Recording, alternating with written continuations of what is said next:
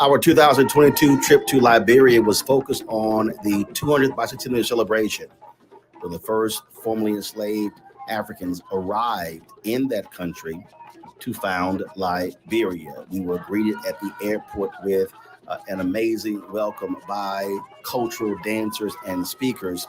Of course, I couldn't help resist getting in a little dancing myself with them. Our focus, again, over our 10-day trip was to showcase not only the national celebration, but also tell the story of Liberia, past and present, to inform our audience on the rich history and the connection between Liberia, African Americans, and the United States.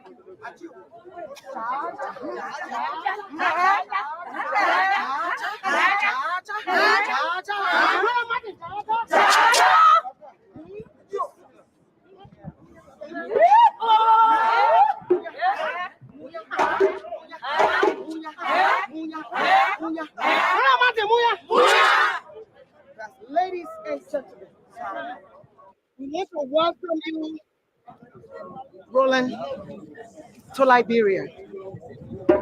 We are very happy. We are excited. We love you. As you were coming down the plane, we saw a light for Liberia. And so we know the traditional leaders are here. This is just the beginning to welcome you on this soil and tell you that Liberia awaits you. Be free. Our traditional leaders, please give the kola nut. Well, on behalf of the traditional people, Chief, the chiefs, this is my issue. If I want to be a woman, I will present the point. But in my own name, as a coordinator coordinating the affair of the Chief and Elder Republic of Liberia, I am pleased to turn the kola over to the Speaker of the Council. He is the Chief. They call Chief Kofi. Sir, he speaks for all of the Chief of the Republic of Liberia. So Chief Kofi, and we come to welcome our brother. The men that are part of Liberia, we make you to believe that here we are not strangers. So, you please welcome him. Thank you. Sinaja! Yeah. Sinaja! Yeah. Sinaja! and Georgia. Yeah. Sunday Parao. Amuya Mao. On behalf of the Chief and Elder Council of Liberia, Chief Zazakawa, and the Minister of Internal Affairs. My son, you are home now. You are coming to Liberia today. The chief then say, this quota is for you, that your quota. We make sure that you work with your people. You make sure that the Liberian people, they love you. Coming here, it will not be for nothing. You're coming from here to go back. May God bless you. Amen. Long life for you. Amen. The program today, you can't do that your good name will go. Traditional day, culture day, is the quota. So, If you look in the thing, in the calabar, I think you know that our old people used to drink inside. That was the calabar our people used to drink. The rest in here today, you said no. Rest is life, it's spiritual. There is the quota now. Thank you. thank you, Chief. Thank you. Roland, let me introduce myself to you. I should have done it, but I was so excited. I am the traditional queen of Liberia. My name is Julie Indy, the cultural ambassador of Liberia. These are my traditional people. This is the governor of the Governor Council. She's the president. This is the national coordinator of all chiefs and elders of Liberia. This is the speaker. These are all tribal governors. And then, of course, a Liberian working with me. And this is Mother Veronica Smith from the Christian community. We have come to honor you, and we want to salute you in the name of the Father, the Son, of the Holy Spirit. This is a fabric made in Liberia by Liberians, and we want to put statue on behalf of His Excellency Dr. George Manawia, President of the Republic of Liberia. We want you to feel at home. The Bicentennial 200 years, we are telling our story. So we want to start you first, like this. We want to give this to the chief, and the chief will start you again, and then we'll go together now, chief. In the name of the Father, the Son, and the blessed Holy Spirit. Then you will just stand, and the troop will just do one song for you, and then you take your rest. All right. You are welcome, you are welcome, Brother Martin, you are welcome, to Liberia. Brother Martin, you are welcome, Brother Martin, you are welcome, Brother Martin, you are welcome, Brother Martin, you are welcome, Liberia. Brother Martin, you are welcome,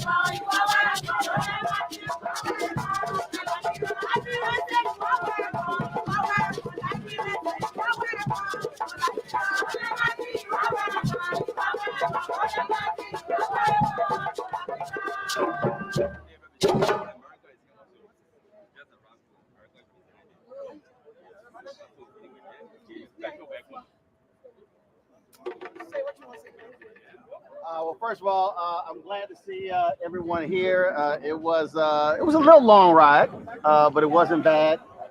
This is my first time in Liberia, third time in Africa. I was last in Ghana in 2019 for the year of return. So I'm glad to be here with my crew. We're going to be documenting all of the events this week. We'll be live streaming it back to the United States, to the folks who watch us all across the world on our app, Black Star Network.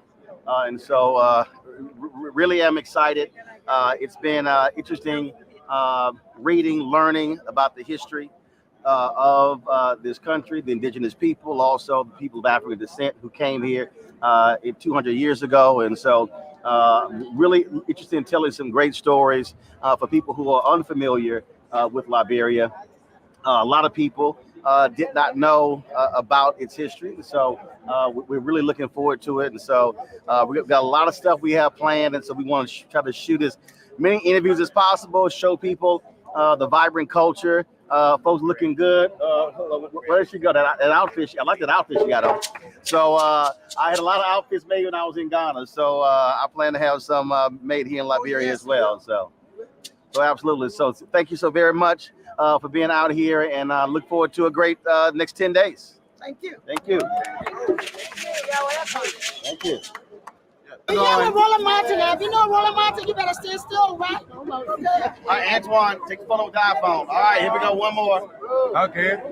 Here we go. One more photo right here, right in the center. Here we go. Everybody look up and smile. All right.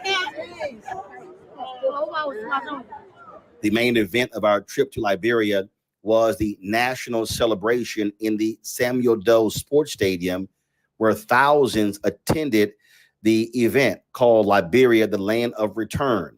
It commemorated the 200 years of the country being founded. So many people were there. You had a U.S. delegation that was there. Other leaders from African nations were there as well. And our Black Star Network crew, we live broadcast from the event as well. We are here broadcasting Liberia, the Land of Return, celebrating the 200th bicentennial celebration of the founding of this country. Many folks may not realize that Liberia was founded by a number of formerly enslaved people of African descent in the United States who traveled from the United States to come here, where the land was purchased to create this country in 1822. So this celebration kicks off a year-long celebration here in the sports complex. So as you can see, we are working with KNet out of Ghana. They're handling the stream. We've got our Roland Martin Unfiltered Black Star Network cameras here as well. And so what you are seeing, again, is this live feed right now of what's happening here in Liberia. It is a festive moment here right now. It is 10:05. It's 10:05 here in Liberia. It's 10:05. It is absolutely, first of all, it rained this morning, but it's overcast. But trust me, when that sun breaks through, it's going to be rather warm here. And so that's what we anticipate. And so it is going to be rather a long program. It's going to be a number of things happening here. The feed that you're seeing of them shooting, that's the presidential box. And so there are a number of VIP dignitaries from across the country who are here. And so what you see them there just a few moments ago, the American delegation arrived. I had the opportunity to see Lonnie Bunch, of course, the man who put together Lonnie Bunch, the man who put together the National Museum of African American History. He is now head of the Smithsonian Institution. And so Lonnie is, of course, part of this delegation, one of the most significant historians in the United States. And so I'm hopeful we'll have an opportunity to talk with him about this momentous day and occasion. I had an opportunity to catch up with a number of folks there, including Lonnie Bunch, who heads up all Smithsonian museums in the United States. All right, Lonnie, first of all, let's talk about your history. For people who don't understand, how important is Liberia, the history of America? Liberia is one of the most important things to happen in this country. Because Liberia is really about whether or not Black people control their destiny. So there's fundamental interesting splits around Liberia. For some Black people, Liberia was a place to be. For others, it was white people saying Black free people should live in the country. So that split was always crucially important. But what I love is that East Liberia is a republic that recognizes it sends a message that Black people in the 19th century have a friend, have a place to go. Well, that's the thing when we look at the history in this American colonization side. You had white slave owners who were like, oh my God, these free slaves are going to sit here and cause others to enslave. Then you had the abolitionists. So you had these divergent interests who were part of the very same group. But then you also had Black split the same way. Black abolitionists, because the American colonization society, not by races, there's no doubt about it, but there were some people who felt there would never be an opportunity for Blacks to progress in the United States. So some said Liberia is better than being a free Black in Philadelphia or New York. Others said America is the country they were born in, and they weren't going to let anybody chase them out, and many people have turned their back on the American colonization society. And that's why I would argue Liberia has always had an interesting history with Black Americans. On the one hand, it's fascinating, people are supportive of it. But on the other hand, people are saying, but it was created by telling us we weren't good enough for being American. Well, then you have the fact that, so you get these free slaves that have to descent, come here, American Colonization Society, buys the land. Then you have them setting up a system here, indigenous people already. So we often complain about Columbus and other folks. So in essence, they do the exact same thing. In essence, we were Columbus. Right. Because what happened is that they came and replicated the system they did.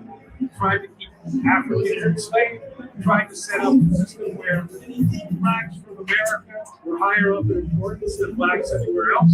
So therefore, in some ways, what this is an example of is even people that have been discriminated against and really accept what the slave owners done to them. We tried to implement it. So when I was in Ghana in 2008, 2019, what's interesting about that is that the conversation I had with the president was about inviting African American investment. But this is a different because they've had 200 years of African American influence that has not necessarily been always good. So you have this battle between the people of African descent who are still here, indigenous people. So what should African American, what should the relationship be moving forward with that history?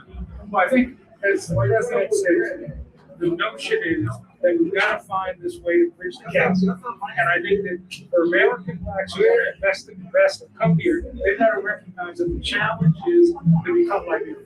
Become Liberian in the fullest sense. So therefore, regardless of tribe, regardless of whether you came from the United States, they would really accept the system they use. And that's the challenge. Last question for you. In terms of you get this shared history, folks obviously focusing on the celebration itself. Other thing that you also had here, you had Liberia, or you had many other African nations.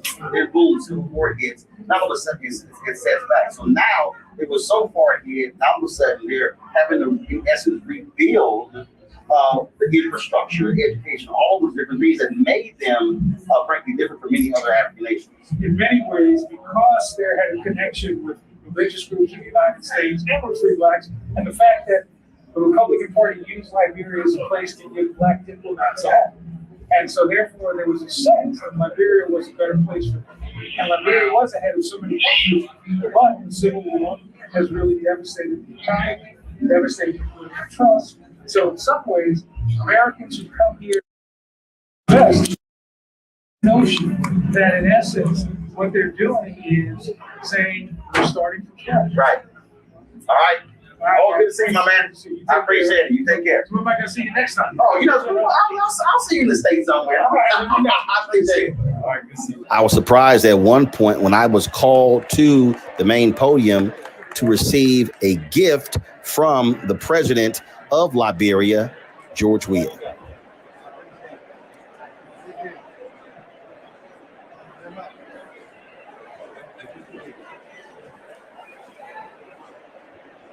This is a little warm. It's a little warm. Yeah. I'm trying to make me sweat more.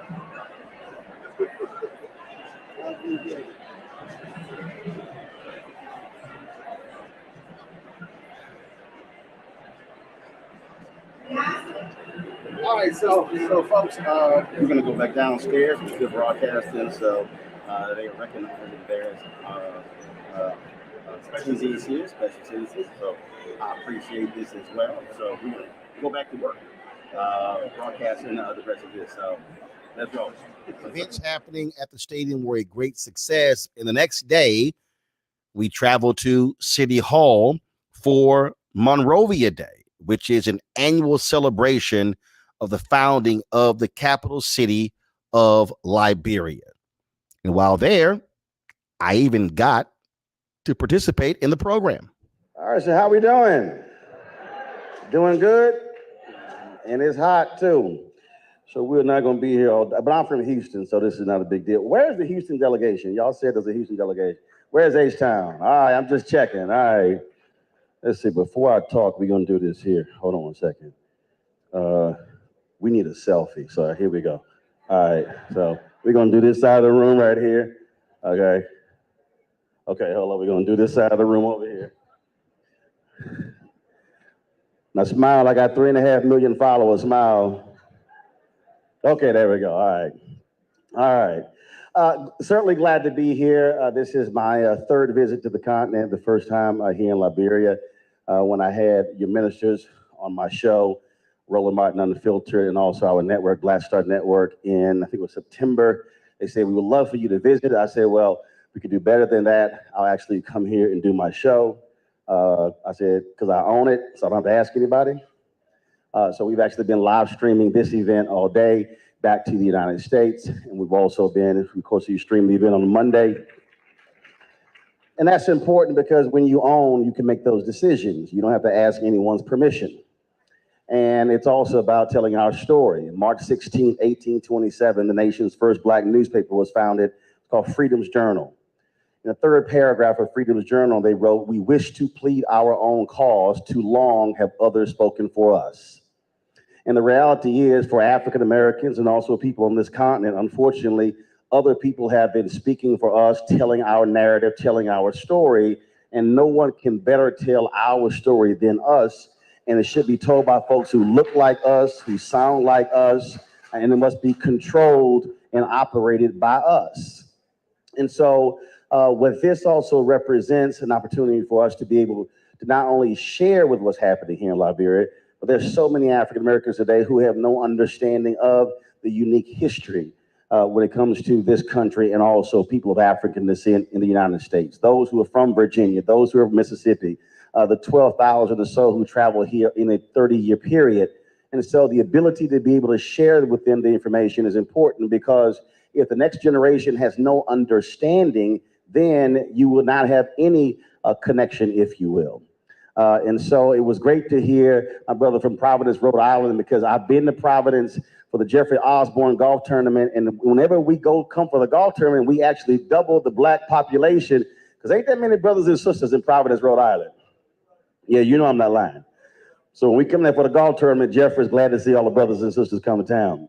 But it really is about us being able to share and tell our story. I appreciate all the different remarks, but I'm also someone who believes in action and moving forward. It's interesting, as you were talking about being able to create sort of this historical markers and these landmarks. I was actually at the hotel today. I was at the monument. We were taking drone shots and doing things along those lines. And I was sharing with my brother, the minister here, was sharing with him about what can be done to be able to tell this story. And so I appreciate ideas, but I also appreciate money. So for me, so do understand the way I operate is I appreciate partnerships, but I always ask how much. And so you have been having conversations with the mayor. So what I want to know is how much to create that historical zone is going to cost. So then when we're back in Washington, D.C., and we're having conversations with members of the Congressional Black Caucus, Speaker Nancy Pelosi and Senator Chuck Schumer, then we can ask how much to put in the budget, be allocated to actually pay for that. And so I will promise you this here, and then I'll take my seat. Before I leave on Tuesday, after I interview your president on Monday, I want to leave here with that number, because trust me, when anytime any of those cabinet members and when the president, the vice president comes on my show, I will be specifically asking them to allocate for that amount. So you just let me know how much. And that's what we call Black Power. And during the Monrovia Day celebrations, we heard from the U.S. ambassador to Liberia, as well as Monrovia's mayor. Good afternoon or good evening. May I just say hi to Americans who are watching this on TV, Americans in the diaspora, all American citizens in the audience. Show us your hands. Honorable Jefferson Koigi, members of the Monrovia City Council, mayors of other African cities present, members of the Diplomatic Corps, ladies and gentlemen. I am genuinely honored to have been invited to celebrate the 43rd edition of Monrovia Day with all of you today. I also want to pass along Ambassador Michael McCarthy's best wishes to all of you. I want to acknowledge you, Mayor Koigi, my friend, the City Council, and all the city employees who put in a lot of effort to organize this year's Monrovia Day. I say that because I know that Liberia, and Monrovia in particular, has been very busy organizing major events in January and February to commemorate the bicentennial of the arrival of the first Black Americans to this land. Each of these events has been a huge undertaking. And I want you to know how much the members of our presidential delegation from the United States who were here on Monday, as well as my embassy colleagues who call Monrovia home, appreciated your efforts. Thank you.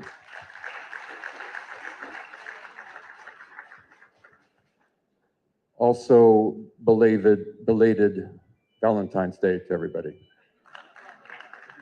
Everybody make a heart. The focus of my remarks today will be on the relationship between Monrovia and the United States. And I wanted to say a few words about history because we are in this bicentennial year. And then I'll talk about the present and the future. It seems to me that one obvious place to start is with the name Monrovia. When those first immigrants from the United States settled on this land, they decided to honor President James Monroe by naming their new city after him. After all, it was James Monroe who had supported the American Colonization Society's plans to resettle Black Americans in Africa, and he was also an ardent supporter of ending the transatlantic slave trade. Historians at the University of Mary Washington in Virginia have letters and contemporary newspapers written from Monrovia as early as May 1823. The American Colonization Society acknowledged Monroe's support at its February 20th, 1824 meeting when it passed a resolution naming the main town of the settlement, Monrovia. Remember that date, February 20th, 1824. In fact, it was Robert Goodloe Harper who made the formal proposal of the names Monrovia and Liberia. Who was Robert Goodloe Harper, you ask? He was a former member of the United States Senate from Maryland, state of Maryland, my home, who was involved with the American Colonization Society. And just as Monrovia is named after President James Monroe, the town of Harper in Maryland County, right here in Liberia, is named after Robert Goodloe Harper. Just so you all know, Mayor Koigi and I talk a lot about history, all the time, night and day. And specifically the history of Monrovia. For this bicentennial year, we have talked about the potential for Monrovia to develop its tourism in a bid to attract international, and get this, Liberian tourists, internal tourism.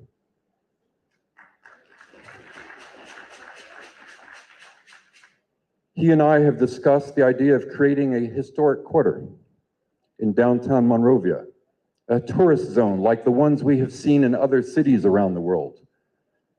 Picture street signs that would clearly designate the historic quarter and plaques that identify heritage sites. Just imagine a historic quarter that encompasses the three historic churches, Providence Baptist Church, First United Methodist Church, and First Presbyterian Church. Providence Baptist Church is where Liberia's Declaration of Independence was signed on July 26, 1847. The historic quarter would include Joseph Jenkins Roberts' executive mansion, that red brick structure on Ashman Street that houses the National Library today. Another landmark is the executive mansion that served as a Liberian president's quarters until the early 1960s. It's still sitting at the corner of Ashman and Randall Streets, along with the elephant statue. Let's not forget the National Museum that once housed the country's legislature. The Centennial Pavilion built in 1947, and President Tubman's tomb, all located in the same square block bordered by Ashland, Buchanan, Broad, and Center Streets. Speaking of Center Street, the venerable Palm Grove Cemetery, very likely in existence since the 1820s, is 4 blocks south from these sites. I think we can all agree that Palm Grove Cemetery deserves to be restored, protected, so that it can once again become a place for people to go to pay their respects to loved ones, and as with other historical cemeteries the world over, attract tourists and those who are passionate about history. Up on Ducor Hill stands the J.J. Roberts Monument, and with its fabulous bas-relief telling the story of Liberia's evolution. Up on the same hill, one can see the skeleton of the abandoned luxury Ducor Hotel that once attracted conventions and tourists from around the globe. An old lighthouse that once guided ships into the port of Monrovia, and the remains of Fort Norris, Liberia's first defense of Monrovia in the 19th century, all those atop Ducor Hill. Also not too far away from the historic downtown, in the middle of the Mesurado River, is Providence Island, where those first American immigrants set foot on January 7th, 1822.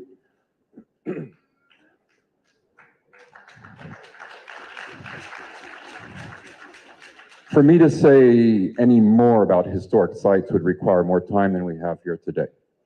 But I would be remiss if I did not mention that in Logantown, on Bushrod Island, it is possible to see the tomb of Zoludoma, also known as King Peter, ruler of the Day ethnic group, and another important figure, historical figure, when we talk about events in Liberia 200 years ago. You can see that today. The point I'm really trying to make here is that Monrovia has huge potential as a tourist destination. And the older generations in the audience know just how attractive Monrovia was when they were children and young adults, yes? So what about the present and the future of the city?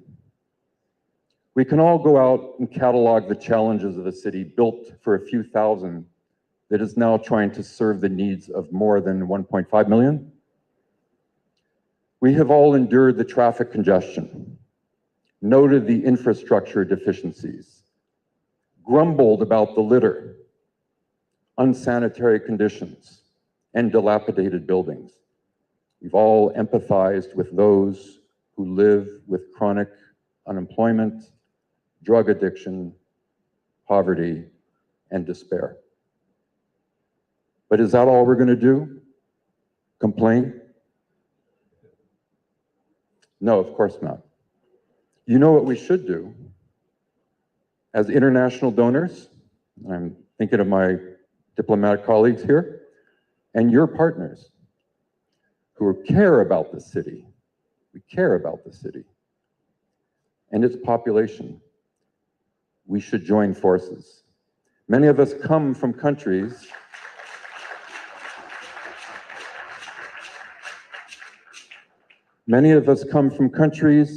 and have visited countries with vast experience in breathing new life into dying and decaying neighborhoods and cities. We know that these are sometimes massive undertakings, but they are both possible and necessary undertakings. Amen? All right. Such efforts to rehabilitate a city, select neighborhoods in that city, or streets require financial resources, legal mechanisms, and crucially, ethical and responsible governance. But initially, they require political will and a vision.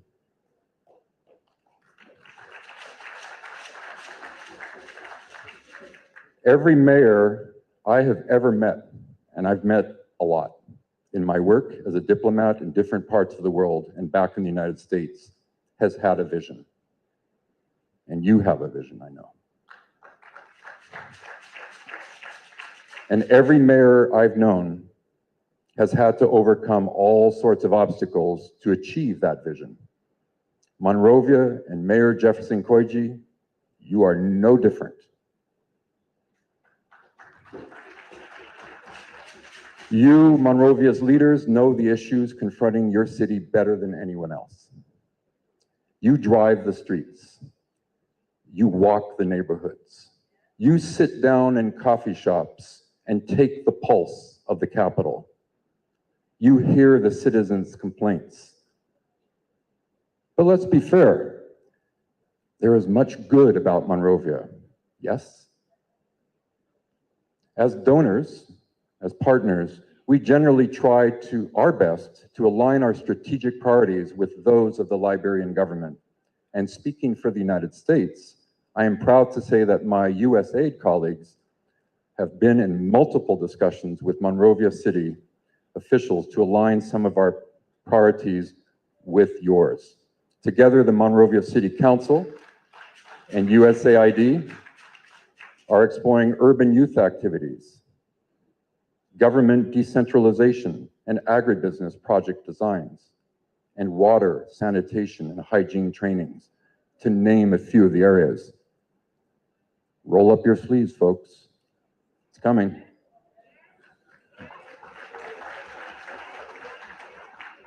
That's what it's going to take. We can identify challenges together and, where possible, identify the resources that will be needed to overcome the challenges. To do this, we should mobilize a broad coalition of stakeholders as possible. Community groups, the private sector, international donors, Liberians in the diaspora, Monrovia's sister cities like Dayton, Ohio, and the Liberian and Monrovia governments, of course. I understand there is another sister city relationship in the works with Salisbury, North Carolina, home to Livingston College. It gives 2 scholarships to Liberian students every 4 years. I know this all sounds like it's going to need some serious collaboration and coordination. Well, here again, the city and its various partners can step up and decide who can do what, right?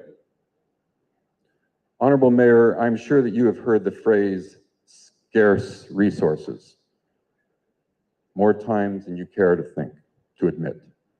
But I assure you, there is no scarcity of ideas.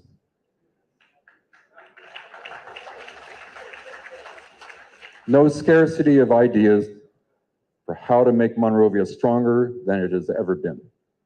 What we all need to do is put all our good ideas on the table, make sure they are married with your vision, make sure they align with our respective strategic priorities, and then work creatively to identify those resources that will be needed to implement the vision.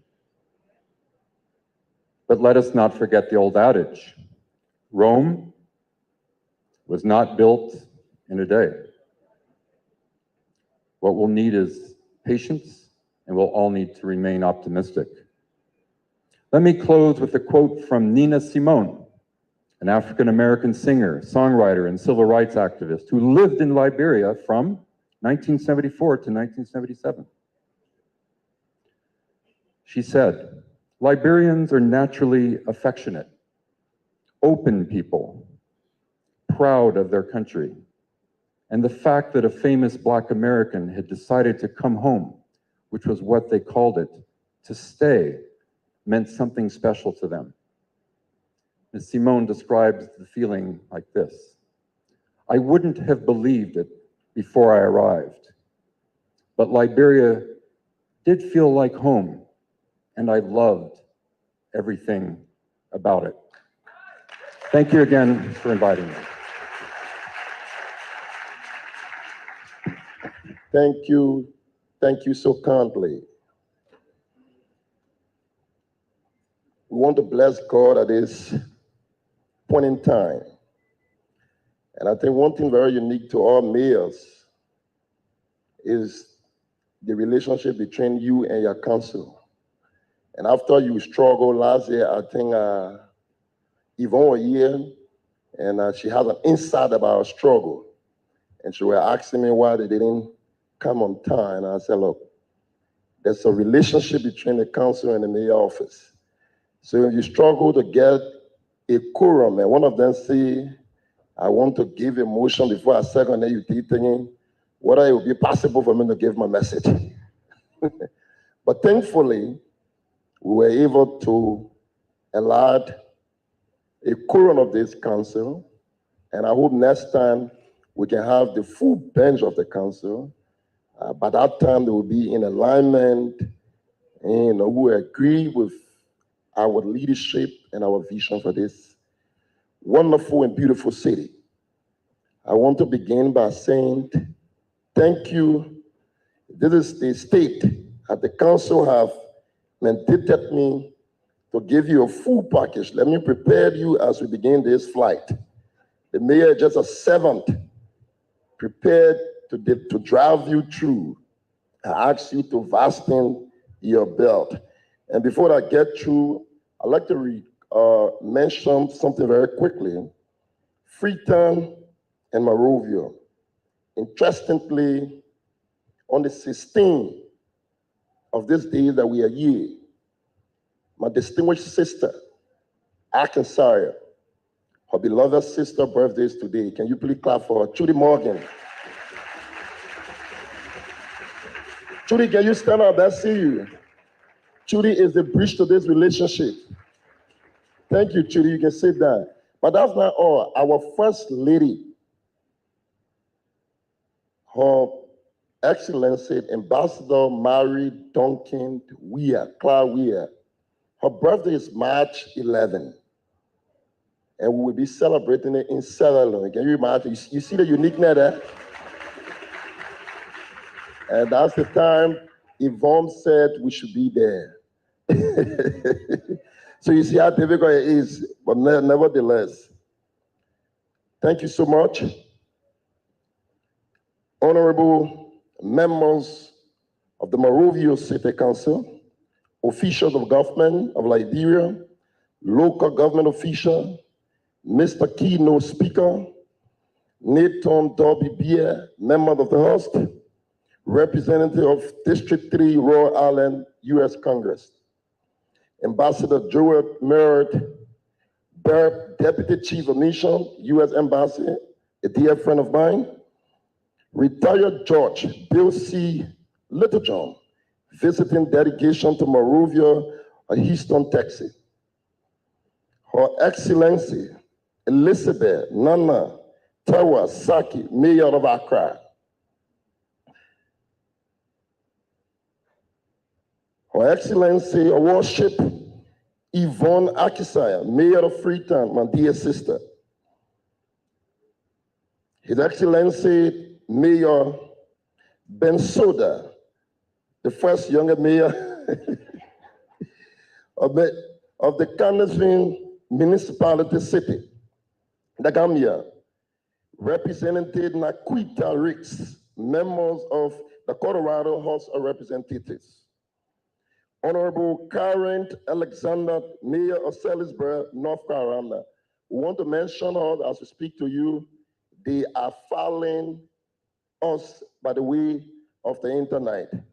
She and her entire council. We think we are very honored and we are privileged to have her during that. She said because of some unforeseen circumstances, they could not have made it to be here. But they have dedicated to follow us through by the means of technology.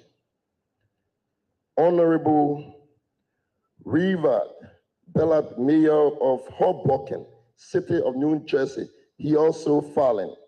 Members and diplomatic and Councilor Copier person, our international development partners, the National Council, Traditional Chief and Elder Chief Zanzankawa, our political and religious and business leaders here present, national civil society, the women of Liberia, the disabled community, the youth and student community, the Liberian Children Parliament, the Liberian National Student Union, the Federation of Liberian Youth, the Liberian-based Marketing Association, the taxi driver, the pen, and the keke operators, members of our distinguished press, staff, and members of the Monrovia City Government, citizens and residents of Monrovia, distinguished ladies and gentlemen.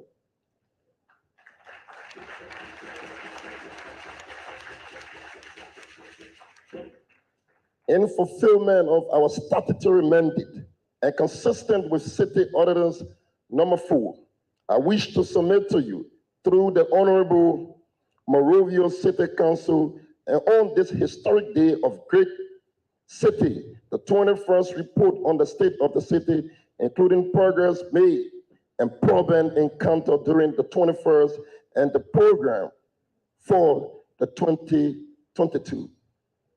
I'm further mandated to present to you the all-over economic condition of our city, which should cover both expenditures and income with significant operating, financing, and investing activities of the city for the period under review.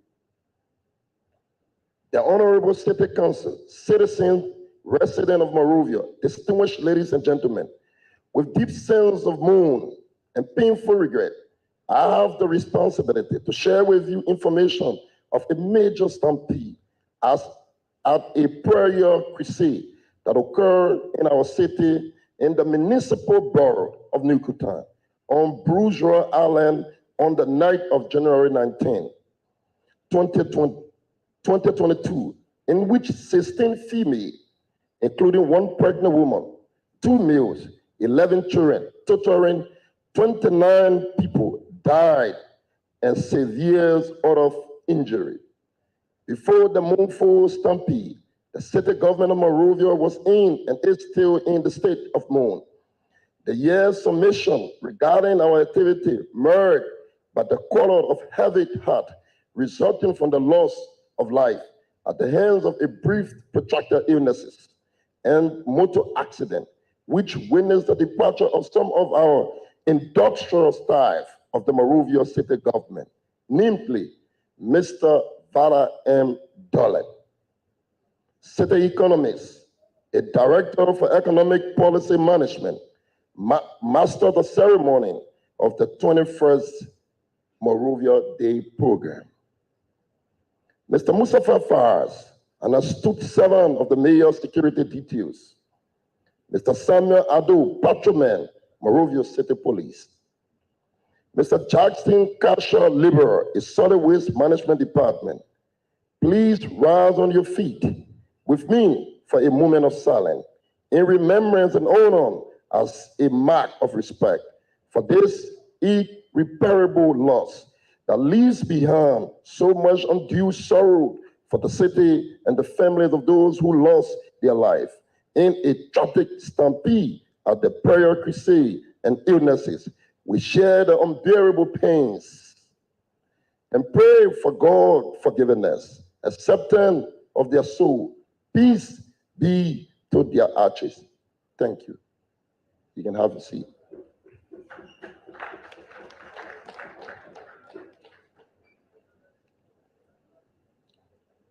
The Honorable City Council, citizens and residents of Monrovia, distinguished ladies and gentlemen, as we have clocked another 365 days, mark the 43rd day, I am grateful to the Almighty God for enabling us in the last 12 months to stir the affairs of this great city.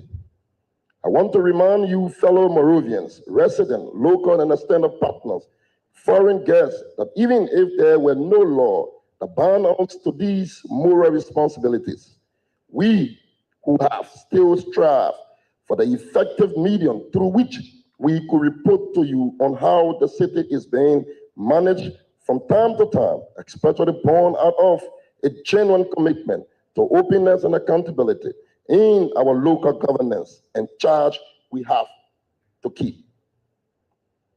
Budget and financial management.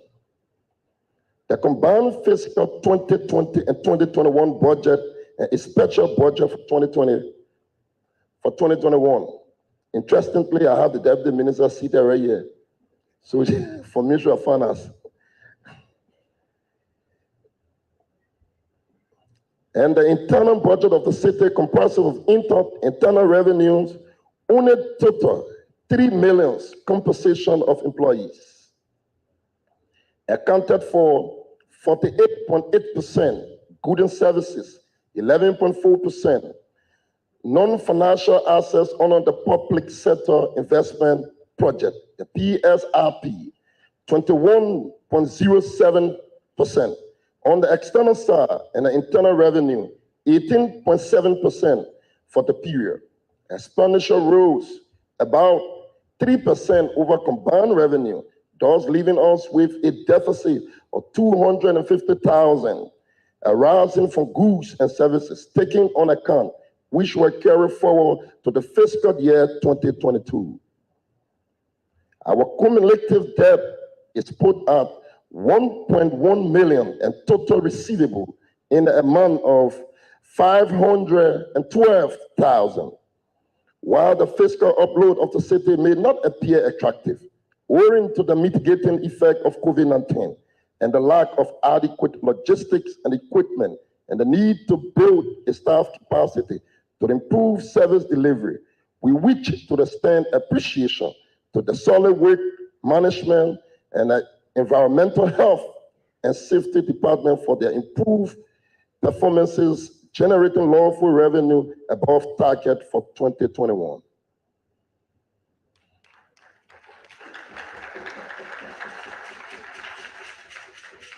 Moving forward, the automation as part of our ongoing municipal reform, we introduced a smart system of accounting software for those responsible for the financial management in the city government to be trained for more efficient and planning, making informed financial and economics analysis. The timely and accurate reporting, we open to acquiring more user-friendly software and appropriate training in order to enhance management of local resources at the city government.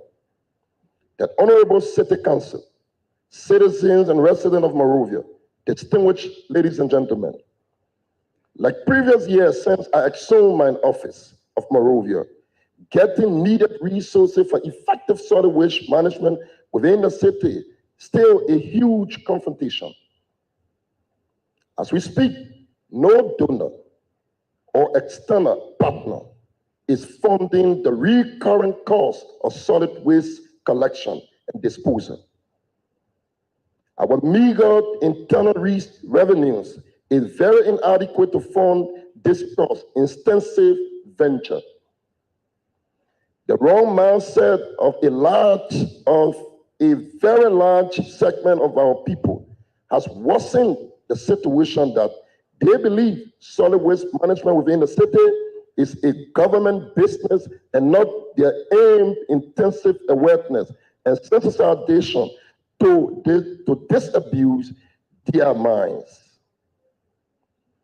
Before 2018, the year that I took over as mayor, the World Bank has spent over 29.4 million in total from additional financing, the AF1, AF2, and AF3 through the Liberian Reconstruction Trust Fund, the LTRF, for 6 years of emergency Monrovia urban sanitation called the EMOS project, with the annual contribution of US 4.9 million.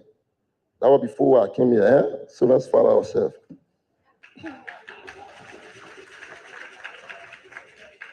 $4.9 million to the solid waste management sector of the city.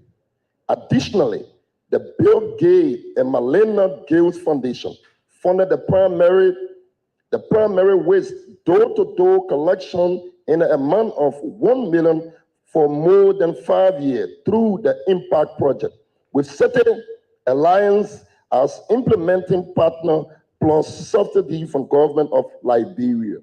Before I arrive, that is what this city was benefiting before my arrival.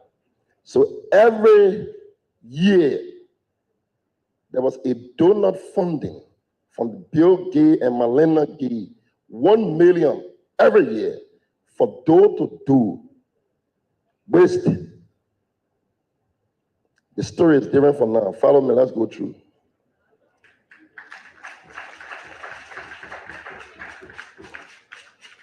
Today, the solid waste collection disposal is squarely a burden for the city government of Monrovia.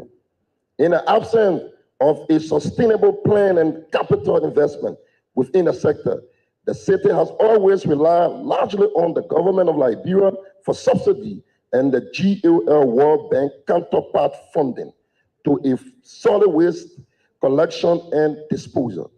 The total contribution received from the central government for solid waste collection and disposal within the city amounted to 1.1 million as opposed to the more than 5.2 million received annually from donors in years prior to my administration as mayor.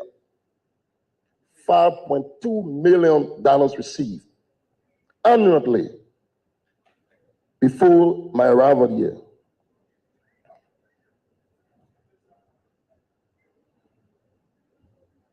The Ministry of Finance and Development and Planning for making series of intervention, subsidy for solid waste collection and disposal in the midst of hardly competing priority. We also very thankful and we remain grateful to His Excellency, Dr.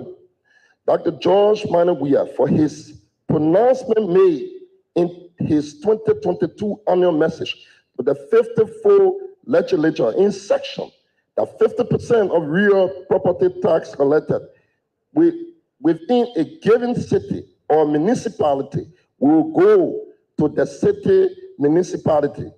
While we work with Liberia Revenue Authority to actualize this all-important decision, we hereby commit in advance to spending our portion of that amount that will be received on the integrated solid waste management and a youth development within our city.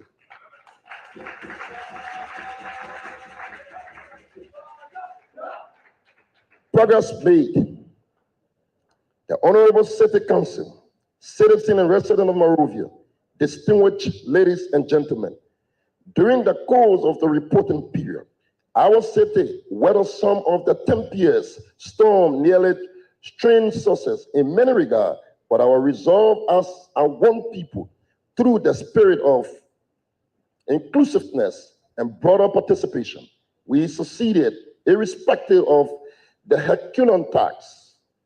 Thanks to the resilient workforce of the city government of Monrovia that went at every length, working extra hours to ensure clean, green, and safe city, honoring our core values of integrity, discipline, and unity.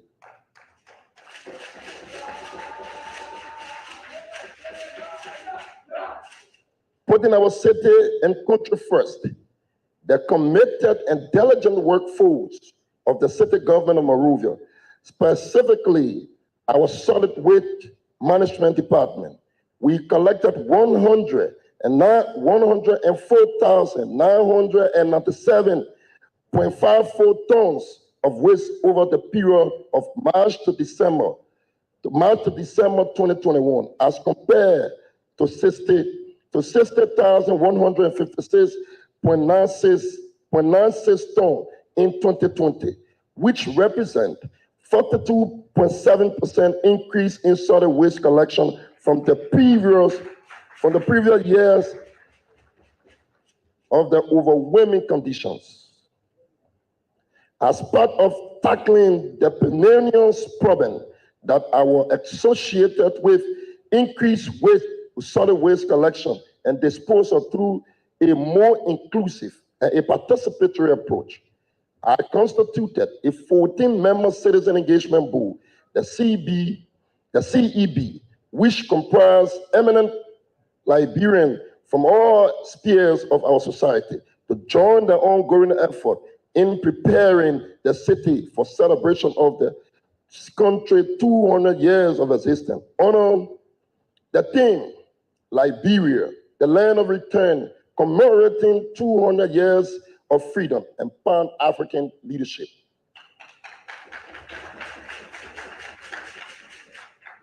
May I extend appreciation once again on behalf of the city government of Monrovia, to Madam Mary T. Broer, Director General of the General Service Agency, for having accepted to chair the CEB and Corps of Liberian professional, religious leaders, youth and student leaders for their services rendered.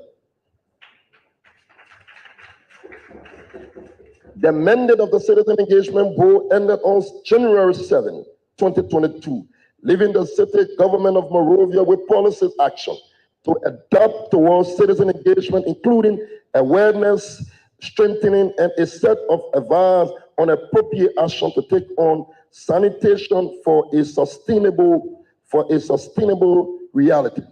Lastly, the CEB conducted extensive field exercise in a local community to sensitize residents on responsible action to proceed sanitation ahead of Liberia Bicentennial celebration.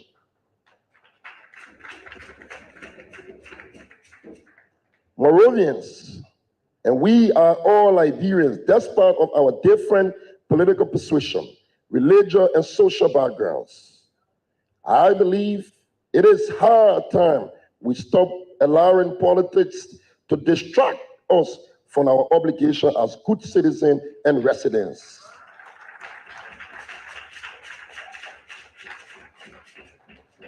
I want to emphatically state that the establishment of the citizen engagement goal was in no way intended to relinquish our duty to a particular person or group whatsoever. I am on an unwavering mission to make a case for a larger segment of the Liberian population that I represent, which can be trusted and who endeavor to do well at any given opportunity.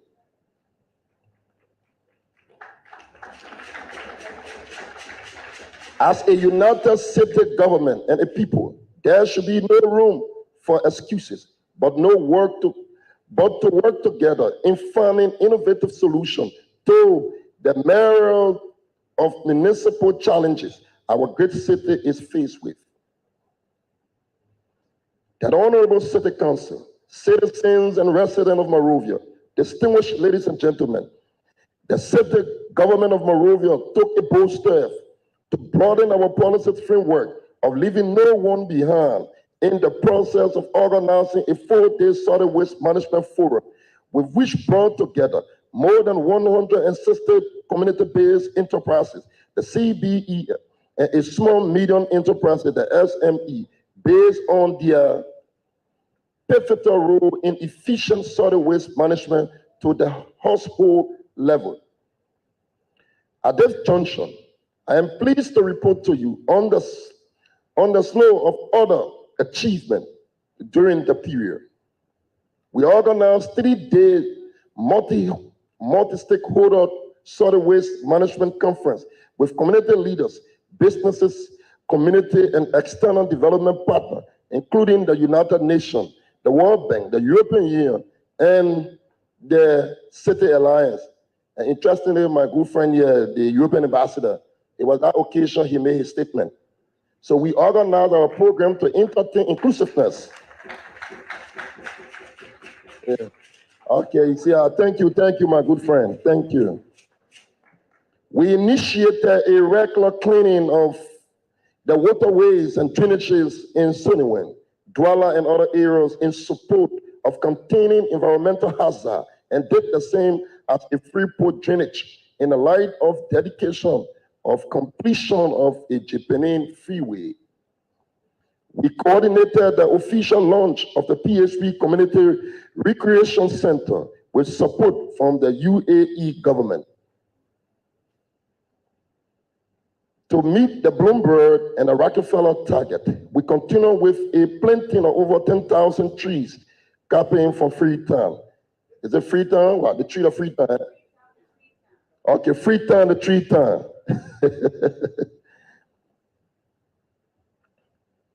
Fighting with the vision of planting more trees in succeeding years. The process of accreditation of fumigation companies within the city was commenced. The backfill of depressed solid waste collection points within the city was done, and we have developed a mechanism to reduce the numbers of collection points. Market women, store owners, youth, and student dwellers in a rare market area were appropriately engaged, encouraged them to effectuate the relocation to Ominga market as part of our implementing and the presidential mandate on market maintenance. Today, more than 60 out of 400 acres of land squared, with the rest going through the legal process to be retrieved due to illegal purchase, and government of Liberia completed extra full market shelter at the Ominga, 3 more on the way to accommodate additional markets.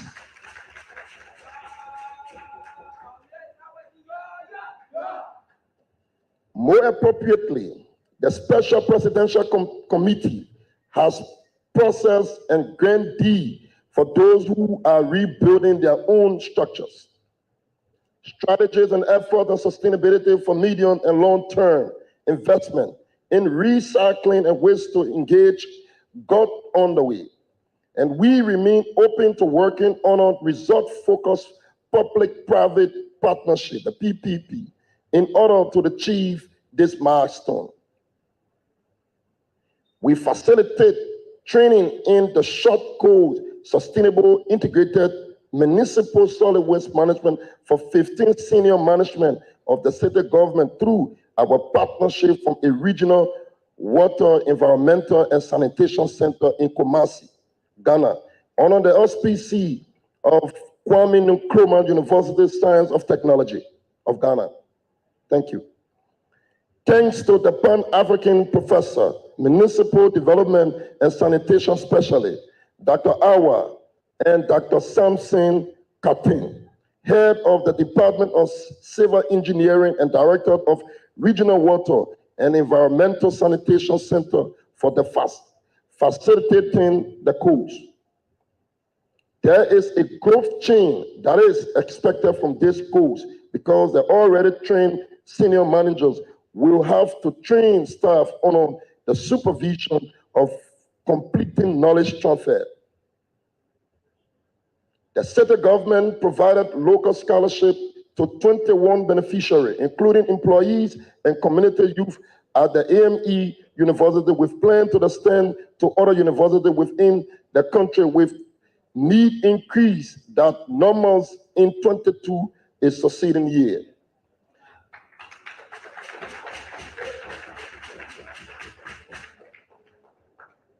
The city government of Monrovia facilitated a foreign scholarship for 6 staff of the city government in project management, international relations, and development studies in Kigali, Kampala, Uganda, and Cyprus, a master in water, sanitation, and solid waste management in Ghana.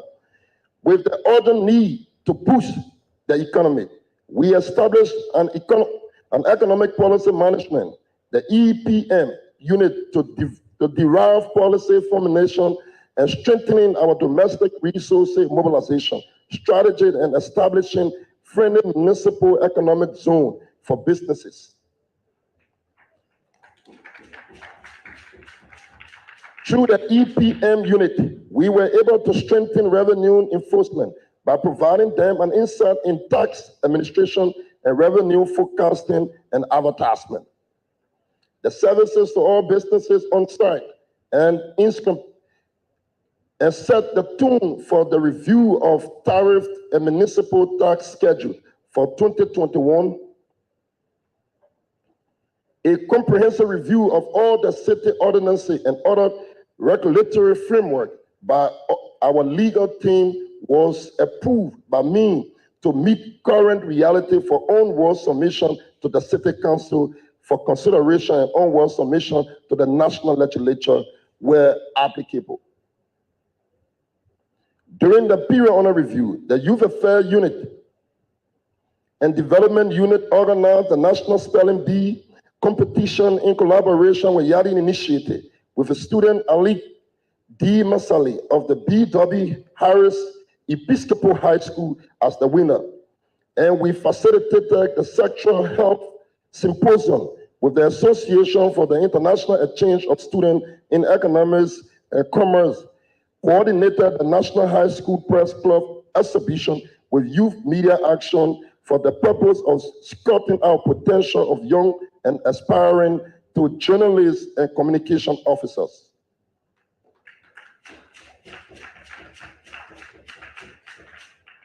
We look forward to getting the winner of this year's Monrovia Community Quizzing Tournament under the SPC of the Monrovia City Government. During this tournament, as usual, we identified the best players in the category of mathematics, language arts, general science, and social studies. They are incorporated into our Monrovia Scholar Fellowship Program, our Cohort 2, with the objective of joining our Cohort 1 Scholar to serve as ambassador to promote Goal 4 of the SDGs, to provide peer mentorship and tutorial for candidates of the WACS, of the West African Senior Secondary Certificate Examination, WACS. The city government was delighted over welcoming our new scholars to the Monrovia Scholars. We look forward to working with them in developing the next batch of scholars for our city. We completed the construction of over 2,500 mentor tables in Waterside Market in support of better organized and market environment. On our continuous efforts to create jobs, particularly for young people, we are pleased to inform you that we provided permanent jobs. We provided 400 permanent jobs to young people, including supervisors, inspectors, and talent agents in the Monrovia City Parking Service. Our city being a city of diversity, we continue to hold our annual Easter and Ramadan celebration to support and promote religious tolerance and peaceful coexistence.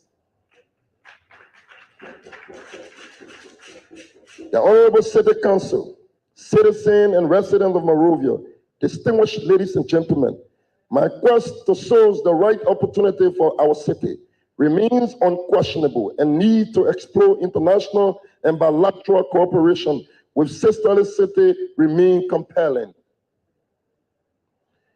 With the officer, I reached out and initiated discussion with cities in the United States, Liberia, and in the state of Maryland, North Carolina, Houston, and the state of Texas to establish sister cities relationship.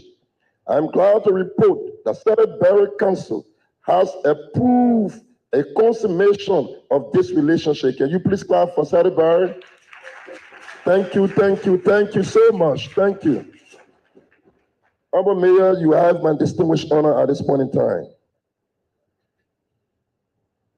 This approval through a joint resolution means that Monrovia will benefit from the sharing of information related to economic development, cultural exchange, education advancement, and the enforcement of sanitation trade, human capacity building, and technology. I want to appreciate my counterpart, Mayor Karen Alexander, for making this important milestone possible.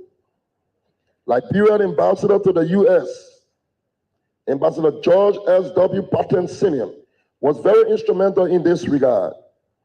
Discussion with the city of Houston was well advanced. We were glad to receive a high-level delegation in 2021 on an assessment visit to conclude a bilateral agreement that will see both cities establishing a relationship. For the city of Fargo, North Dakota, the acknowledged receipt of our proposal for sister city relationship is on review for consideration. Engagement with Washington, D.C. and New York are continuing for a sister city relationship. We reciprocated the visitation by her worship, Yvonne Akisaya, Mayor of Freetown, when she served as keynote speaker for the last Monrovia Day celebration in 2021. And I led the city of Monrovia delegation to Freetown, Sierra Leone, for the launch of a city champion for heat action in Africa, organized the Rockefeller Foundation Resilience Center. I share the view with glaring evidence around our city that the city government of Monrovia is working to replicate similar feat in Liberia. It is fact that our city is hot with an average of daily high temperature of over 87 degrees Fahrenheit.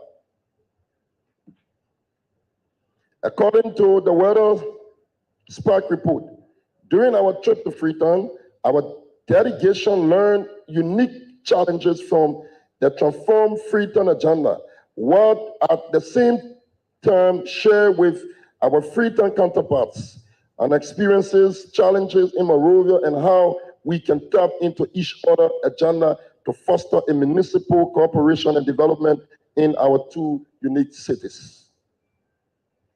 I'm excited to report that the city of Monrovia have joined the Mayor Dialogue, a city-led initiative that will deliver innovative and practical solutions for human mobility in Africa, and a European city with an aim to improve life in urban areas. I feel fulfilled that my dear and distinguished sister and colleague of the city of Freetown, Mayor Yvonne Akisoya, is leading this along with the Mayor of Milan. As a member of the Global Parliament of Mayor, I was reappointed to the Executive Committee of Global Parliament of Mayor for another 4 years.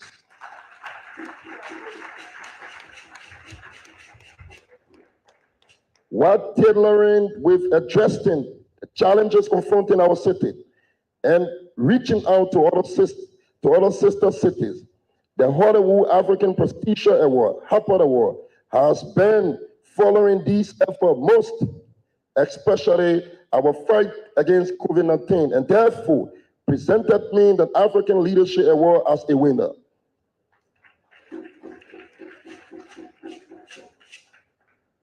As part of our mandate to help ensure public safety and maintaining peace, we trained and recruited approximately 500 young men and women and skilled young people to foster community service policing with a local resources mounted to existing force.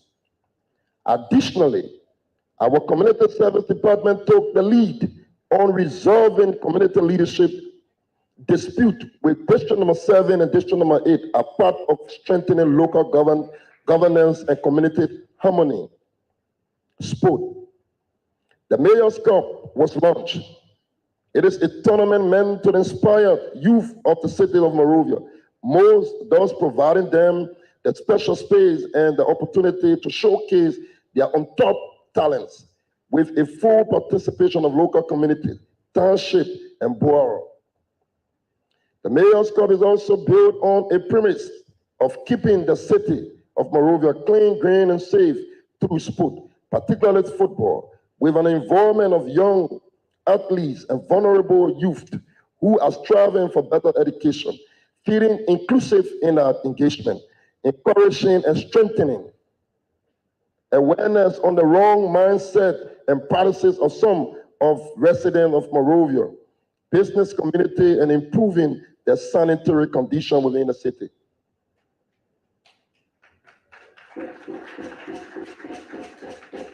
We participated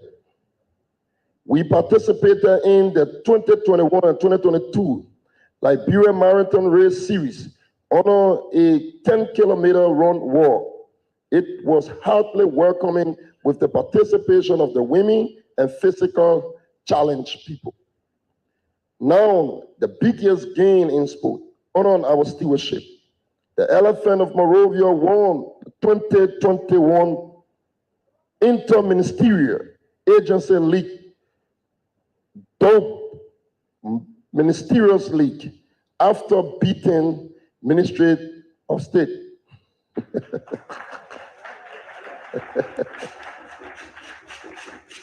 No, the president wasn't on the field at that time. Let me issue the disclaimer.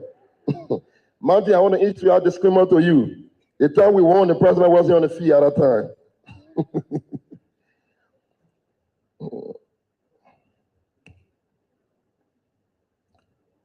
Problem encounter. Honorable City Council, city residents of Monrovia, distinguished ladies and gentlemen, we want to acknowledge the mountain of challenges the battlefield on during the course of the year, most especially with solid waste management remaining our greatest challenge in the absence of capital investment through value change for municipal growth and development. The continued growth in the population as a result of rural-urban migration and immigration has demanded a need for a shape of a city status. Our once beautiful city that was initially designed for approximately 300 residents has now become a host to about 2 million residents, which has created an overcrowdedness, leading to all of the problem brought on our congestion, such as a lack of adequate housing, sanitation, and health education facility, among others, was the wrong mindset that urban management and development is a government business and not a citizen remain daunting. However, we continue to find solutions for our existing challenges, and with a collective report from such fellow Moravians and international partners, a government of Liberia, we shall triumph over a renewed vigor of making our city great again. Yeah.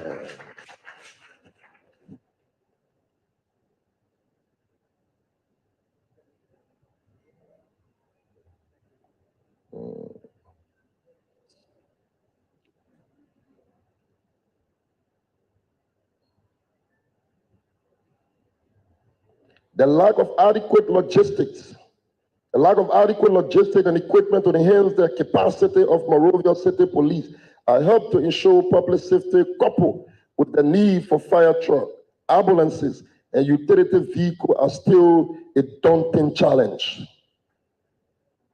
The challenges is a measure of success, and to consolidate our gains of the years under review, we must reorganize where we went low, either resources constrained and the lack of support from all of you fellow Moravians. We must all tackle these challenges together and make our city a place to be where we can rekindle our heritage for urban resilience. Monrovia feature, the Honorable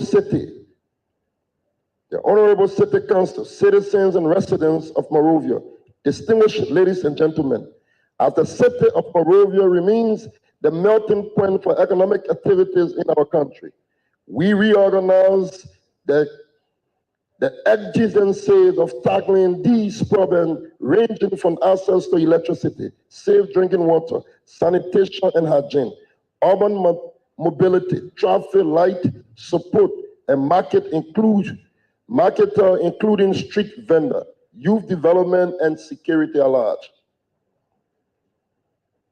About a week from now, the city government of Monrovia will be holding its senior management team retreat in the port city of Buchanan, with the task of formulating a new strategy plan for the city covering 2022 to 2026 for the purpose of developing and designing a roadmap with a strategic objective, a medium and a long-term goal as to where we want to see Monrovia in the next 5 years to come.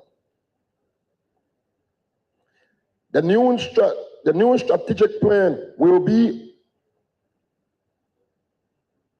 upgraded by deliverables that address the issues of institutional capacity building to boost service delivery and transform Monrovia to its scalable will that puts us on the path of a metropolitan city with resilience. Smartness, boldness, which will create jobs, secure livelihood, improve infrastructure, and manage local resources more appropriately. We have endeavored to devote our vision from 2022 on the theme, rekindling our heritage for urban resilience. And we shall seek to foster relationship with our traditional people, religious people, professors of history, to vividly give the picture of our heritage as a people and a nation, as a country observing 200 years of existence.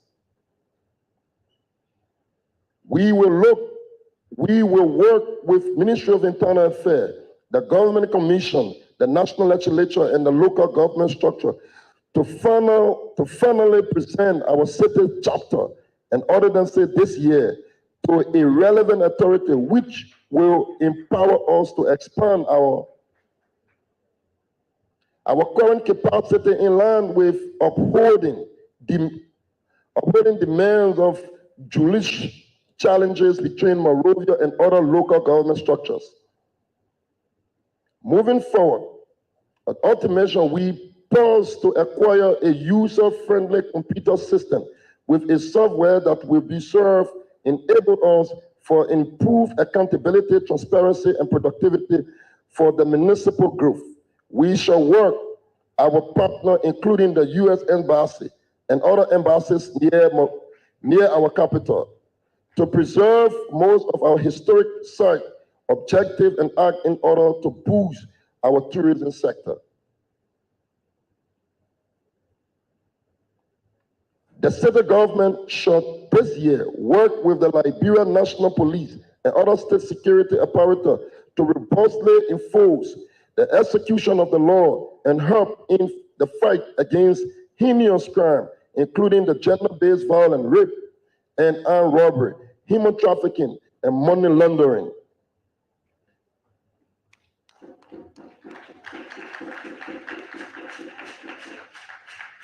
But this also, we all will have to work together to develop a framework with policy action that will address with appealing condition of our disadvantaged youth within the city. In order to meet global standard, we will ensure that the size of Monrovia City Police is at least 1% of a population of the city and the entire workforce as 5% of the city total population, but a strategic objective and a medium to long-term goal in its support of urban resilience.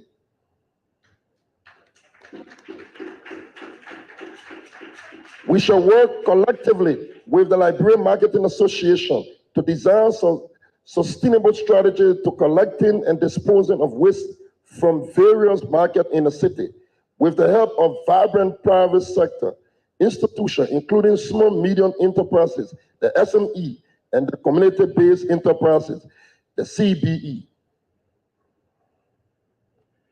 We shall endeavor to widen and strengthen our tax base for increased revenue generation as a means of improving the existing one that's shifting from traditional sources of revenue to municipal and solid waste tax for urban sustainability. The Clause Project. The Honorable City Council, citizens and residents of Monrovia, distinguished ladies and gentlemen, the Cheeseman Brand Land Urban Sanitation Clause Project, with which happened to be the only substantial donor-funded project at the city government of Monrovia, is funded through the World Bank. I think European Union were concerned. You are reflected in this speech. The World Bank, the project became effective in 2017 and has reverse closing date of June 30, 2023. After restructuring the project, is managed by the Project Implementing Unit, the PRU, set out at the Monrovia City Corporation. The Clause Project is a firm in 3 components of deliverables, namely the construction of the sanitary landfill in Cheeseman, and a partial closure of the Wentown landfill, support to solid waste collection and disposal activities in urban areas of Monserrado, and an institutional capacity strengthening. The CROSS project is headed by the project coordinator, supported by the steering committee, chaired by the Ministry of Public Works, and co-chaired by the Ministry of Finance, with the Environmental Protection Agency, the MCC and the PCC, serving as member on the committee. The project coordinator, of course, is a secretary to the committee. With funding from the Liberian Reconstruction Trust Fund, the LRTF, and the amount of 16.5 million and 3.3 million from Global Partnership, which total of 19.8 million, the CROSS project has made tremendous strides in solid waste collections and disposal, with the use of an independent audit wage bill, and has secured a consultancy contract that derive the project components. As part of the community safeguard, the project conduct regular groundwater testing and monitoring at Wentown landfill at the new site for the Chismabra landfill in order to prevent and mitigate environmental pollution of groundwater within those local communities. Technical work and being finalized to begin construction of a new sanitary landfill at Chismabra before June this year.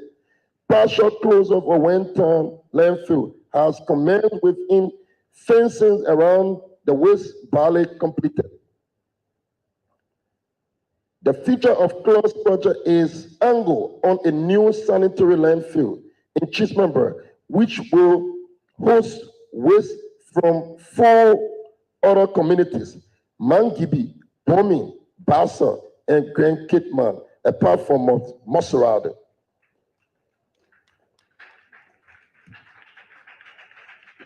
Now, a landfill, while I brought something for, so it's a very, very, very great initiative. We want to commend the European Union and our partner for World Bank. They said they don't have a modernized landfill, so we're working with CROSS project to help us achieve that under our leadership.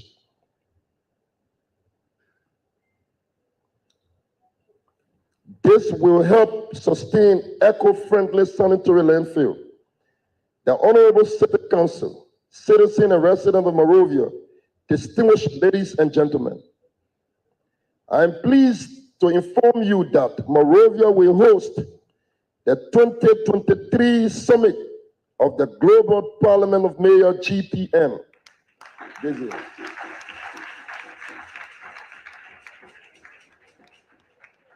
This impressive gain made to secure the holding of the GPM Summit will hugely boost the municipal cooperation and development agenda and bring us in contact with developed cities more closely, as we will have the opportunity to showcase the exchange and cultural education and tourism prospects.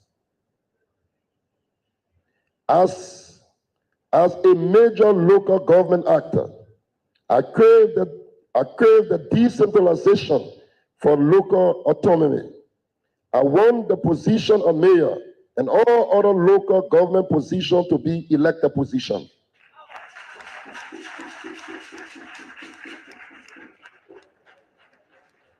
I will champion the drafting. I will champion the drafting of a local instrument to be submitted to the national legislature and follow up on the enactment of a decentralization law to realize the all-important development goal within the city and country. Decentralization within the election of mayor and other local officials will serve as a catalyst for a municipal development through the absolute development of authority to local government. Further, I will champion the formation of a sustainable integrated study with management policy as that next exists none in our city and country. I would like to go over this again, and I need your support, Moravians, so that we can achieve this. If we are serious in changing this country, we must demonstrate that through policy formulation. We must demonstrate that through commitment. So let me say to you, for us to help, I will champion the formulation of a sustainable integrated solid waste management policy, as there is none existing in our city and this country.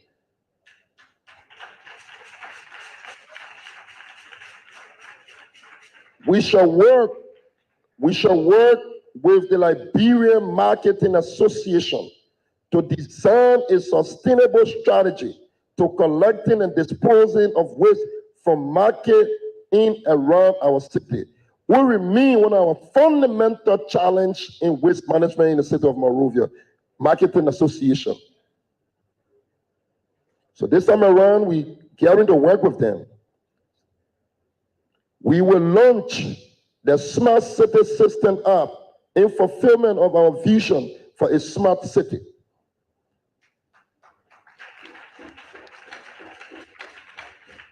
An app that will afford residents of the city an opportunity to report real-time crime, emergency, and many other features. We are looking forward to working with our partner in modern tax payment system to a digital platform through the eWallet app.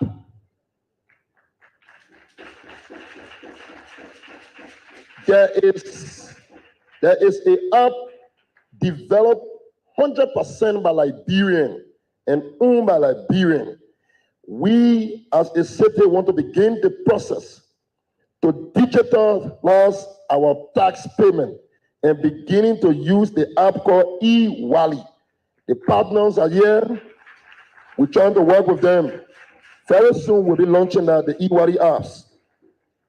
We shall work with our partner, including the U.S. Embassy, near our capital city, to preserving most of our historic sites, objects, and acts. Finally, I would like to extend thanks and appreciation to Dr. George Manawia, President of the Republic of Liberia, for appointing me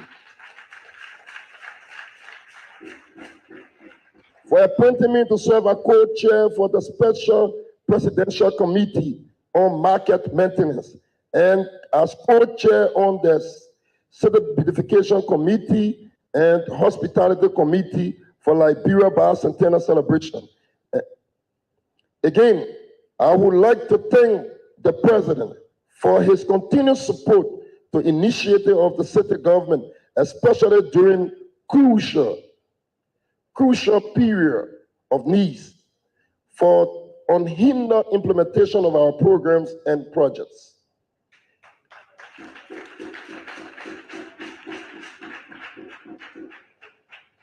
We acknowledge with appreciation to contributions of international and external partners, including the World Bank, the EU, the United Nations, the Cities Alliance, Carter Center, embassies of all great United States of America, embassies of Sweden, and all embassies near Monrovia, as we rekindling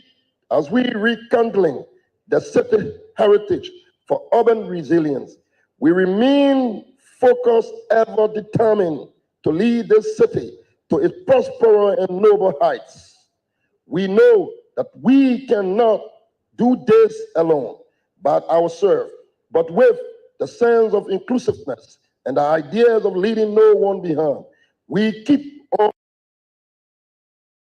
model that this is worth adopting an example to emulate. Thank you so much.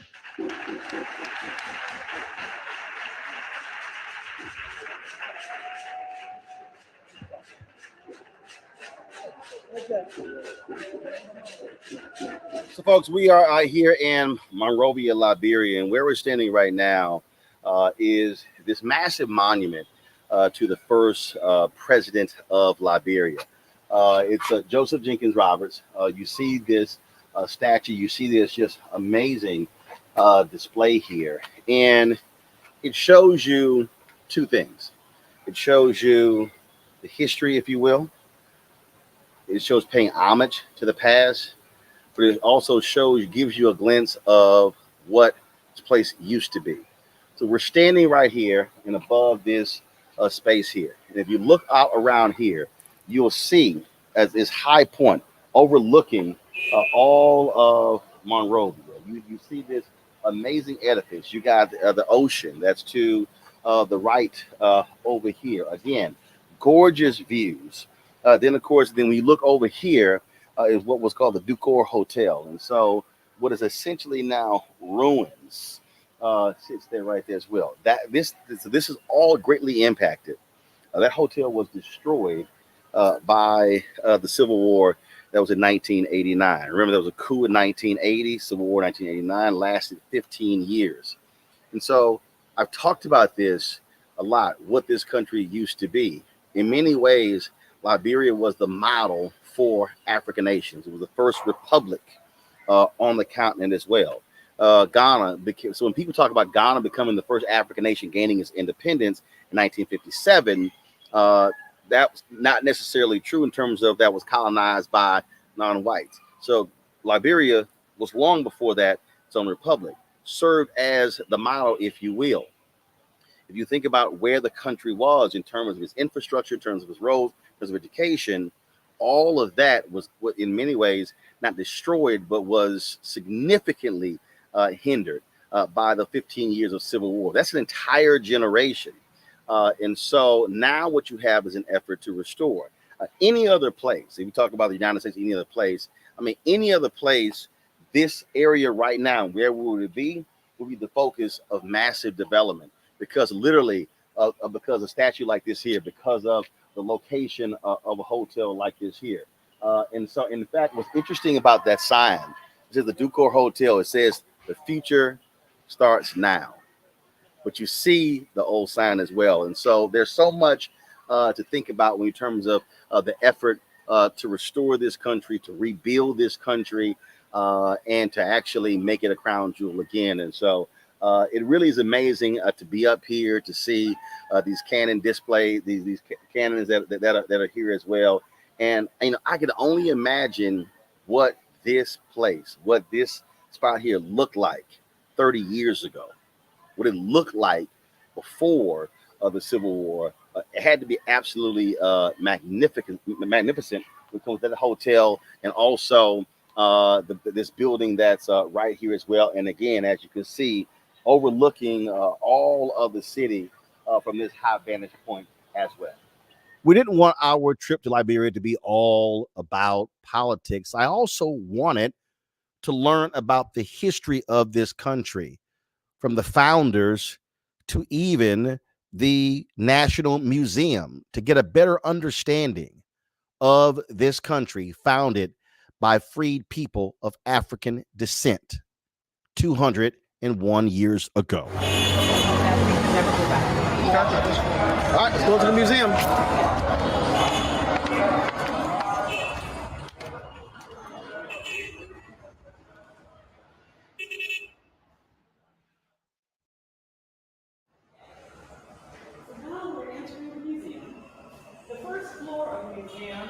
Primarily cultural, and it's an exhibition called Ways of Time.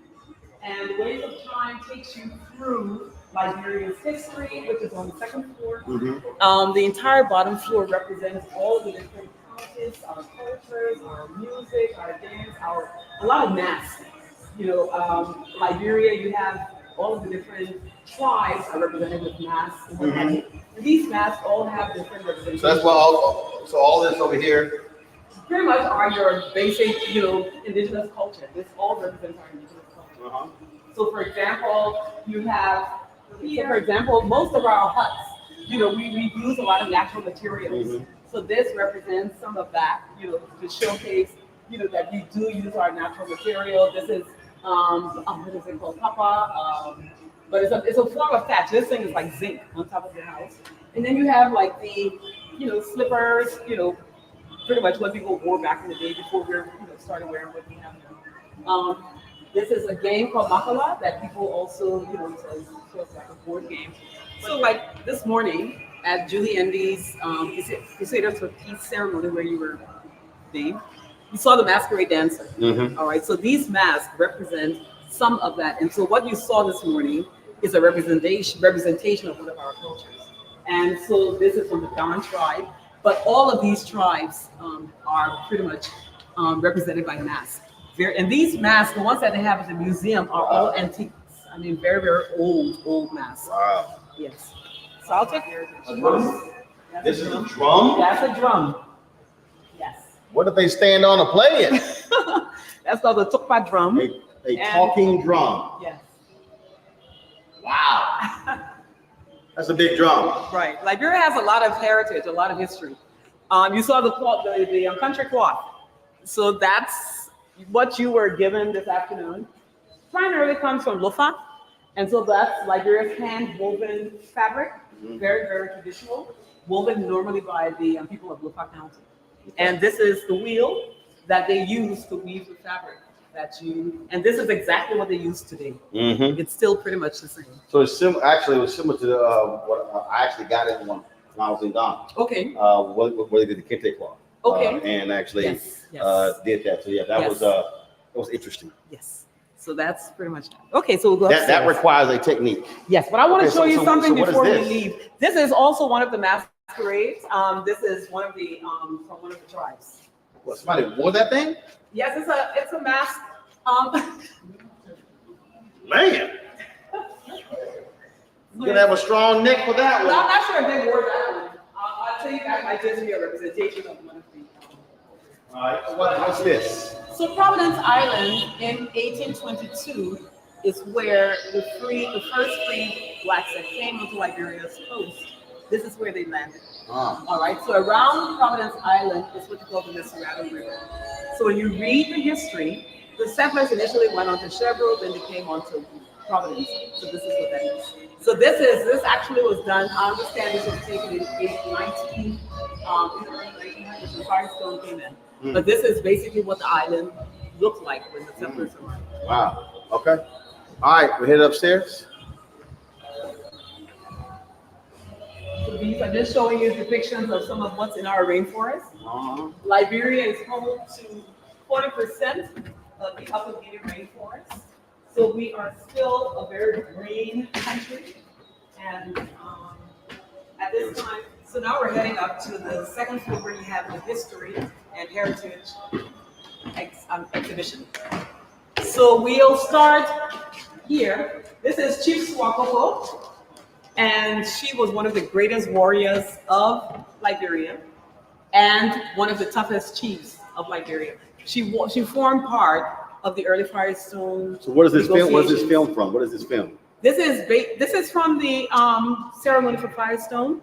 So if you were to watch this, it really goes into Firestone coming into Liberia, but it has other things going on in there as well. That's some old film there. Yes, it is. Okay. Then we'll come on this side. We go into the colonization story. We've heard of Paul Coffey. He came in as the first African American to try to repatriate African free blacks onto the continent. And he died, before the American colonization was formed. So Paul Coffey sort of is the one who started that whole concept. The American colonization took it from that point. You also heard about Lakiri this morning. He was instrumental in getting people to sign up to come on that ship. When they got to Liberia, he, at Providence Baptist Church, was the founder of the church and has been very instrumental. And this is your ancestors. That's my ancestors. That's my great grandfather, Elijah Johnson. And he also was a part of that first group that arrived and became the first black governor. So, first of all, Paul Coffey, Elijah Johnson, Lot Carey. Yes. So Paul Coffey is the first African American that tried to encourage African Americans to come back to the continent. He came, I believe, on one expedition, and then he died shortly after. So when the American Colonization Society was formed, it really stemmed from Paul Coffey's principle. So he was really the first African American to really push that concept. So they first came here in 1822. 1822. This is, he was moving, he took 38 to Freetown, Sierra Leone in 1816. Yes. Wow. Yes. So he was, I mean, he was really So, ahead of his time. so folks talk about those enslaved people of African descent first coming here. They actually went to Sierra Leone first. Yes. So I didn't know that. Yeah, so the initial ship that came into Africa sailed on Chevreau Island in Sierra Leone. And the conditions, they were really, really harsh. And so some people died, and those that survived were then transferred to up Cape Mesurado, further up north, onto Providence Island. And others joined them onto Providence Island. And that migration continued, I believe, until 1862, 1864, somewhere in there. Now, when we went to church, that's who the pastor was? That was the first pastor of the Providence Baptist Church. So you can say he was the founder of the Providence Baptist Church. He was a Baptist minister and a physician, very intelligent man. There's a school today called Black Curie. We have a street named in his honor. Elijah Johnson. Right. So this is your ancestor. That's my ancestor, direct ancestor, on my mother's side. So Elijah Johnson also was on that initial ship that came to Liberia. And most Liberians know him as the man that said, "Here we are, and here we shall remain," when the settlers began grumbling about the hardships. So he became the first black governor after Jehudy Ashman of the settlement. So Declaration was signed in 1847, so he passed just a couple of years after. Yes. Wow, okay. I think he became the governor in 1827, 28, somewhere. Wow, and his son became president? His son became president, Hillary Richard Wright Johnson. Wow, okay. So your family has a little history here in Liberia. We have a little bit of history. So these are just some of the, showing slavery, letting people understand, And these here are actual photos that were shot here in Liberia. Yes, arrival of free blacks onto the continent, meeting. Wow. Yes, so these are very. Yeah, you can see how you can see how they were dressed. Yes, very different and meshing with the culture. This depicts some of African Americans back in the day. These are the first presidents up to Tolbert. He was the first, I think, dark-skinned African American, because most of them were very, very fair complected. Mm-hmm. And so he became, Edward J. Roy became the first dark-skinned president. And like I said, Truick Party, you saw the Truick Party building. So they were all Truick Party members. Then, of course, Joseph Jenkins Roberts. You have, his story. This is a table. This table was given to Joseph Jenkins Roberts by the Queen of England. This is the original table to the first president of Africa, the first Black African Free Republic. So here you have Liberia going through war. Many people have heard of President Sirleaf winning the Nobel Peace Prize. Lema Bowie also joined President Sirleaf, and she was also a Nobel Prize winner. She was one of those who did sit-ins when President Taylor was president and demanded peace for Liberia. So they led the cause to Liberia's freedom and peace in, I believe it was 20. So how many women were, was it awarded to her or the group of women? It was awarded to her because she led the group. She was the leader. So the women of Liberia mass action, so was it more than 1,000 women? Wow. Oh yes, the women came out. As you can see, there are some images of just basically saying peace. And from my understanding, they went to Ghana, I believe, for peace talks. And the men were in the room talking, and the women came and they, I think, held hands and said that the men would not leave. They pretty much held them hostage and said, "You will not leave that room until you bring Liberia to peace." And so that's what happened. And Lema Bowie led that cause. Yes, she along with many other women. She doesn't get talked a lot about. Yes, but she's here. I mean, she's here. She's working, and she's doing her thing. Would She's love to very- talk to her. Okay. She's here. Oh, these are atrocities of war on this side. Very graphic images of the war. Once again, a reminder of how much Liberia lost during this war. God. Severed heads, bodies. How many? What's the estimated number of people who died during this war? I can't speak to that exactly, but it was a very atrocious war. It was 15 years. It went from 1990 up until 2003 is when we finally decided no more. So that's President Tubman. He and President Tolbert. So Tubman and Tolbert. But Tubman is known for the longest, he was the longest running president in Liberia's history. Now you talk about this treaty over here. So let's. I want to see exactly. So a couple of years ago, these documents were given to the museum. Apparently, these are the Treaty of Commerce and Navigation signed by President Abraham Lincoln between the United States and Liberia, and this was in 1862. So pretty much around the time of Emancipation Proclamation. So these documents, this one says, given under my hand at the city of Washington, this 12th day of January in the year of our Lord, 1863.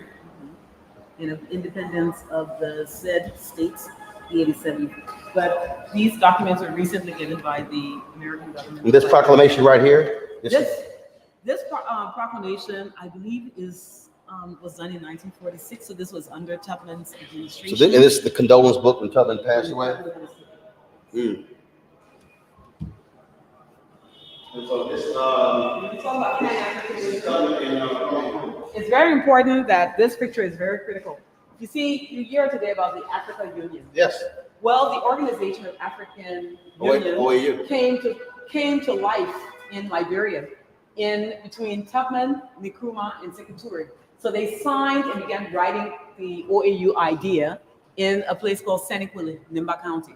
So Liberia I think it was the early 60s, is when Liberia, and along with President Nkrumah and the president of Guinea, Sekuturi, all sat to draft the concept for the Organization of African Unity. I didn't realize Tubman, 27 years as president. He was 27 years in power. Yes.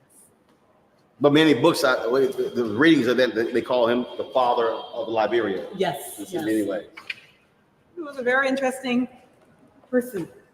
So this gives, the Masonic, very active in Liberia. So this is a chair, I believe, Tubman's chair. Wow, that's a big chair. Yeah. Okay. All right, let's make our way to Providence Island. Okay. Let's check it out. Okay, so Hester, this is Providence Island. This is Providence Island. This is the Gabriel Johnson Tucker Bridge. This was erected in 1979, I believe. Got it. So prior to that, the island, as we know, this is where the settlers landed in 1822. So when they landed, came from way out there. This is where they first came. This is where they first came. This river around is called the Desperado River. So when they first went to Chevron Island, and life was so difficult at Chevron Island, Captain Stockton decided to check out up north, and along the Cape Mesurado, discovered this piece of land. And it was, at that time, it was called Dozwa Island. And when they first landed here, they called it Perseverance Island because they felt they had persevered, coming all the way on the high seas, going through Chevron Island in Sierra Leone, and then finally making it onto this island.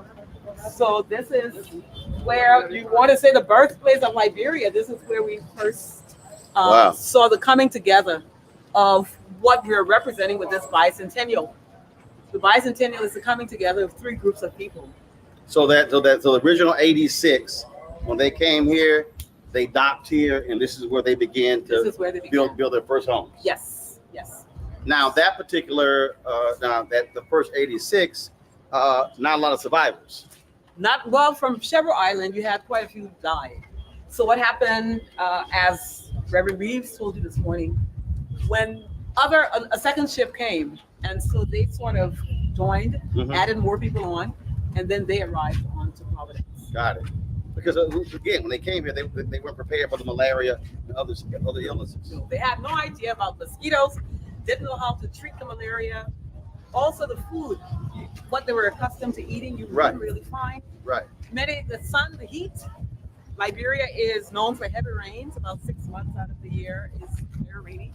So they had some tough conditions, but they persevered. And so they first called it Perseverance Island and later became Providence Island. So this memorial, if you will, I see that you have these booths, if you will, named after different counties. Right. So what all this is, in commemoration of January 7th, which is the day that is recorded as the arrival date onto Providence Island. This January 7th, an event was held to commemorate the arrival onto Providence Island. So these booths were set up during that event in January of this year. Got it. So yes. And the island is currently being looked at now to becoming more of a preservation or a tourism site. Well, have they thought about? I mean, I see these buildings down here, just like in the museum.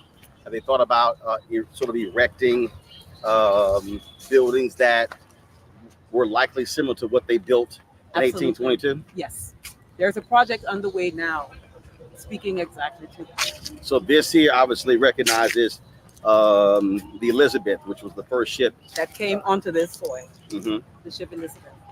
There you have a tree during the war. A lot of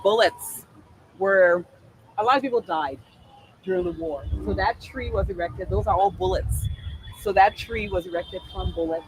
Wow. And guns and what have you. Once again, to commemorate, we never go back to where we were in the 90s and early 2000s. And during, when we were kids, this island was very busy. It was used a lot for children to come on and, have festivals. And what is it now? What is it now used for? Most times occasions. And currently there is a project underway to restore the island to what it used to be, I believe. And that project is being done in partnership with the United States government. Okay. So the island is sort of not really being used at this time. By next year, hopefully we will have a good idea as to what that project will look like. But you still do have some things on the island that were here or built when the settlers came. So as we're heading to the hand pump, that hand pump was built, it's been here since, not a hand pump, it's a well that was built in 1822 from my understanding. And that was the well that they used for drinking water. Okay. So that is still here. And so you can imagine when they got onto the island, all of this that we're looking at today, which is Monrovia, was all bush. So they were really in a place that didn't look like, with the buildings and all that. That was no city. No. They brought the city. Right. So they landed in a forest, for lack of a better word. A lot of these trees, one was the cotton tree back there. It just fell. You still see a bit of it. And that tree, they said they used to meet under that tree a lot and hold discussions and what have you. But the stump is still there. But it recently fell. Man. Yes. This is the well.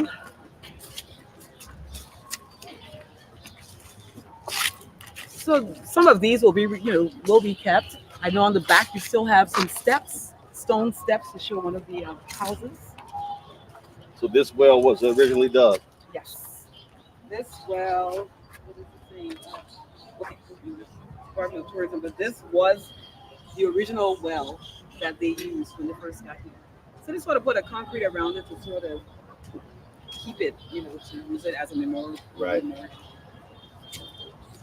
So most of these structures might not be here after a while because the idea is to go back to what Providence Island was.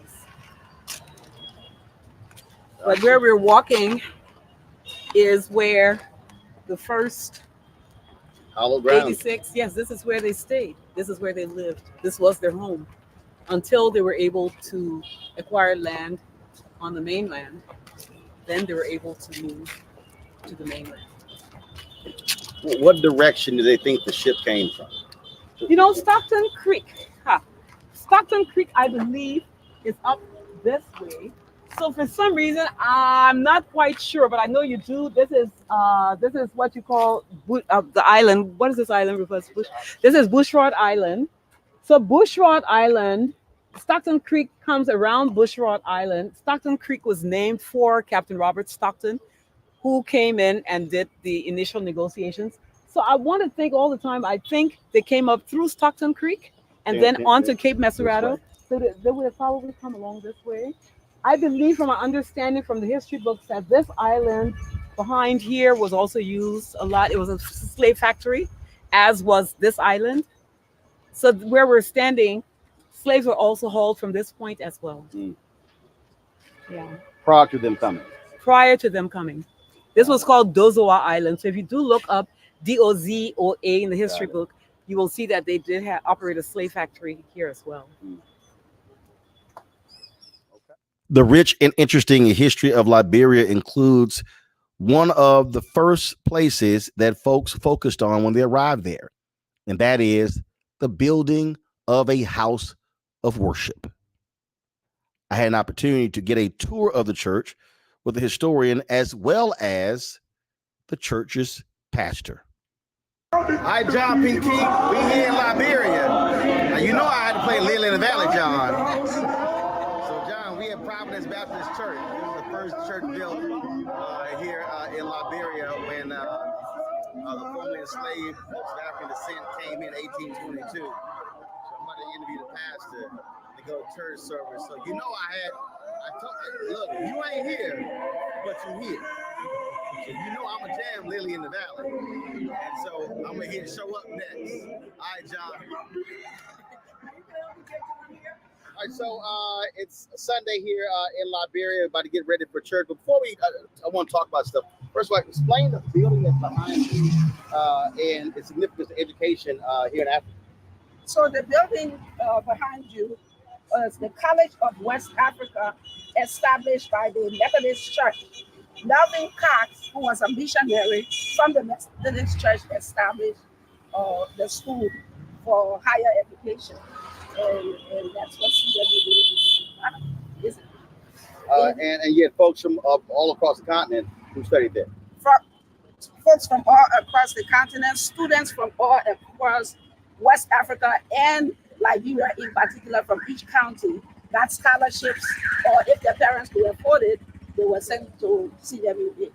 It has been one of the well-known and noted schools in the Republic of Liberia. And one of the things that we talk about again, you talk about the formerly enslaved people of African descent coming here from the United States, but Pastor, there were so many people who came from other countries that are actually, we talk about Liberia is a melting pot in many ways, not just the tribes that were indigenous people who are already here. Right, for sure, it's a melting pot.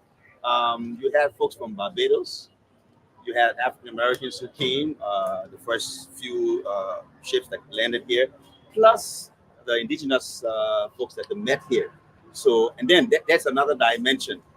As slavery was coming to an end, there were still folks who were being taken back to the West as slaves, but then they were intercepted on the high seas. And then that group was brought back and created a whole class of its own. Some folks were taken to the country called Congo. It's a country in East Africa, Congo. And folks from that nation was also brought here. So you have the indigenous, you have the African American, you have the folks from Barbados, and then you have folks from Congo. So imagine that melting pot of a nation that has created this place called Liberia.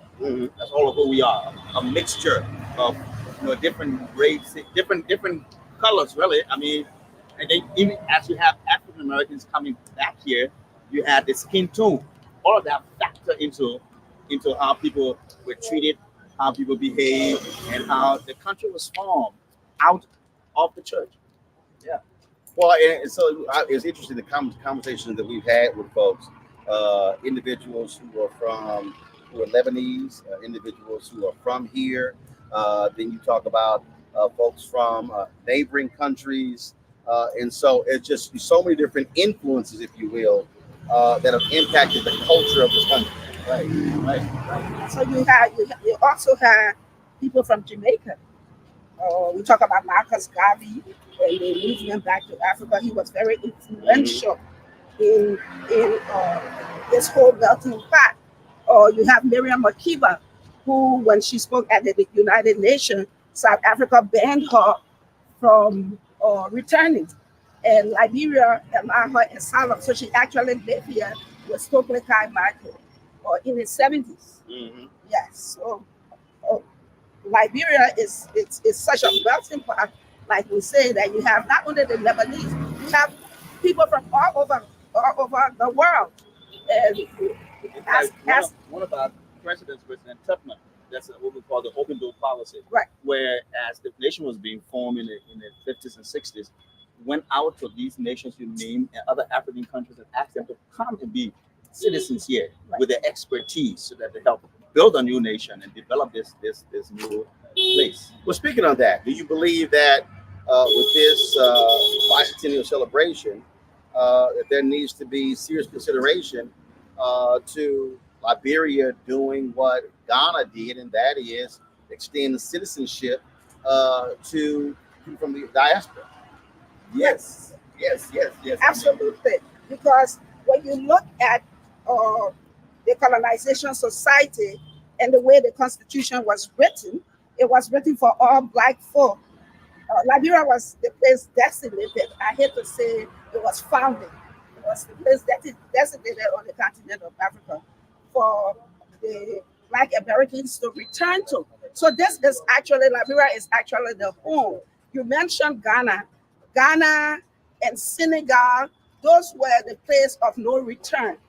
Those were the countries where our people were taken from and taken across the ocean.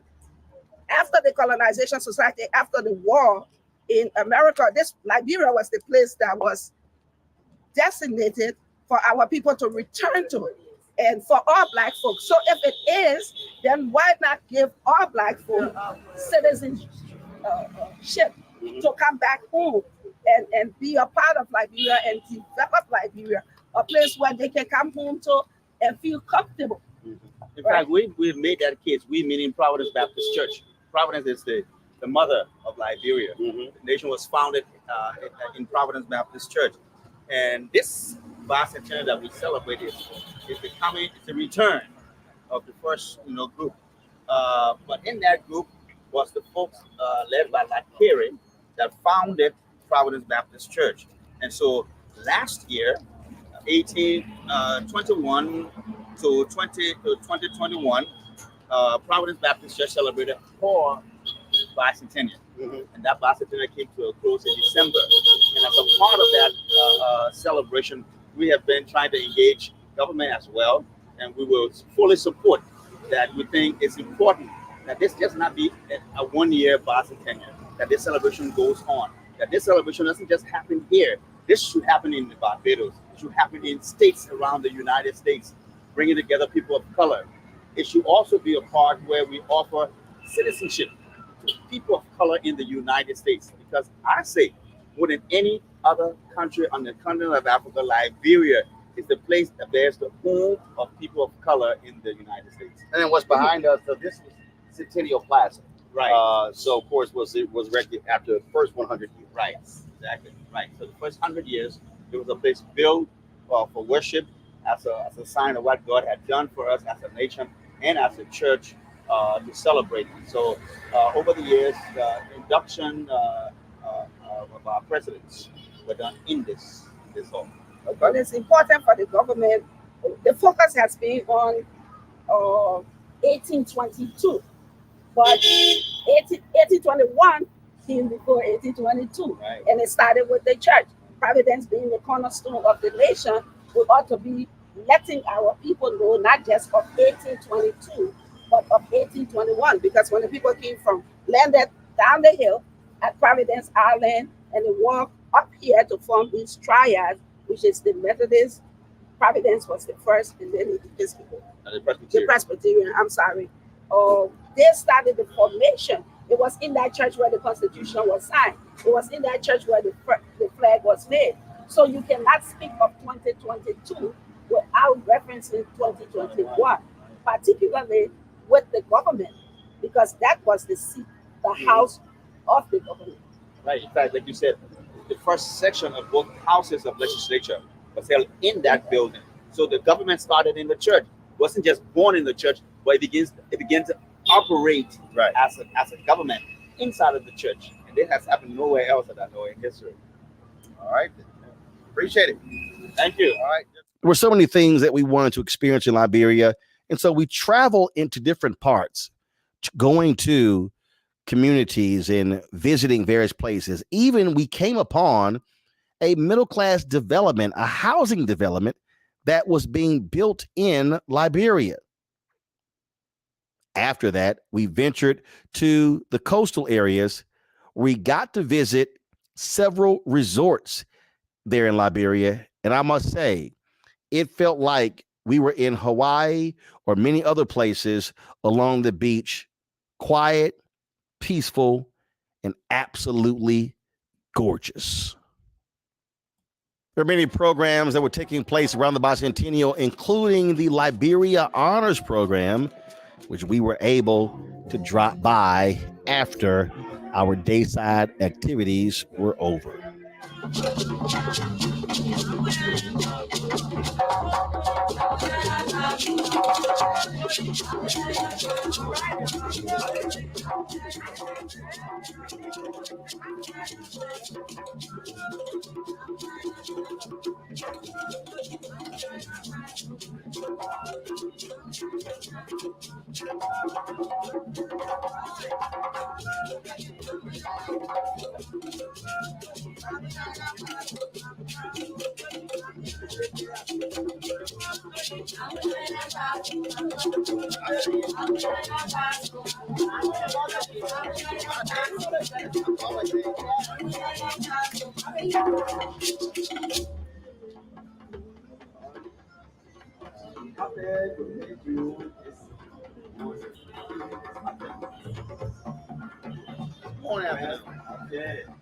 Now we have our celebration to be here with us this afternoon.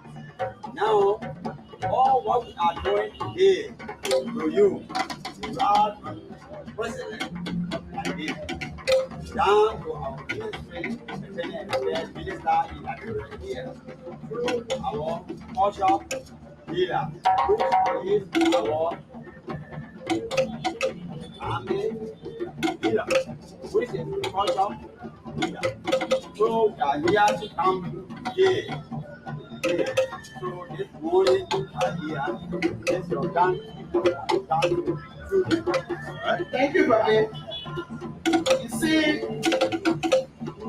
I could have loved to take this time for to the chief, but I being the coordinator of the Chief and Elder Council of the Republic of Liberia, I'm close with the authority when the traditional queen say go ahead.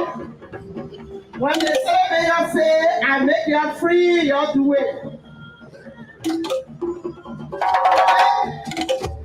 We are happy. We are happy and proud to see our midst. Like the queen said, the opposition sometimes need a good sign of the past. And we believe our traditional leaders. In every situation, there is bad, there is good, but sometimes talk about the good to save your country. We have traveled to other countries. We didn't see always good, though. We saw bad, we saw good. But we come on the good because we know your heritage, your dignity, and your country. So for our traditional people, we are happy to see good always coming and we identify with the good. From government to government, the Republic of Liberia Airman, His Excellency Dr. John Manovia, managed by the traditional people. We are happy to marry you. Happy with the marriage. And if Granny want to tell us, everybody will be surprised on today.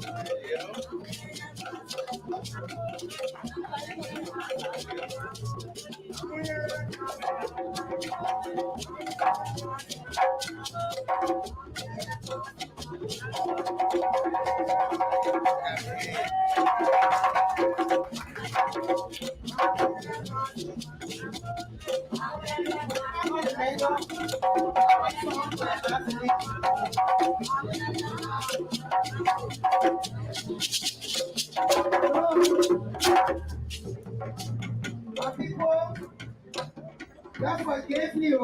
May I please come home? Mama, may I come around? I am happy.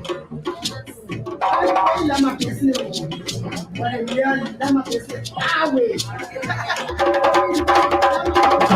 I love business.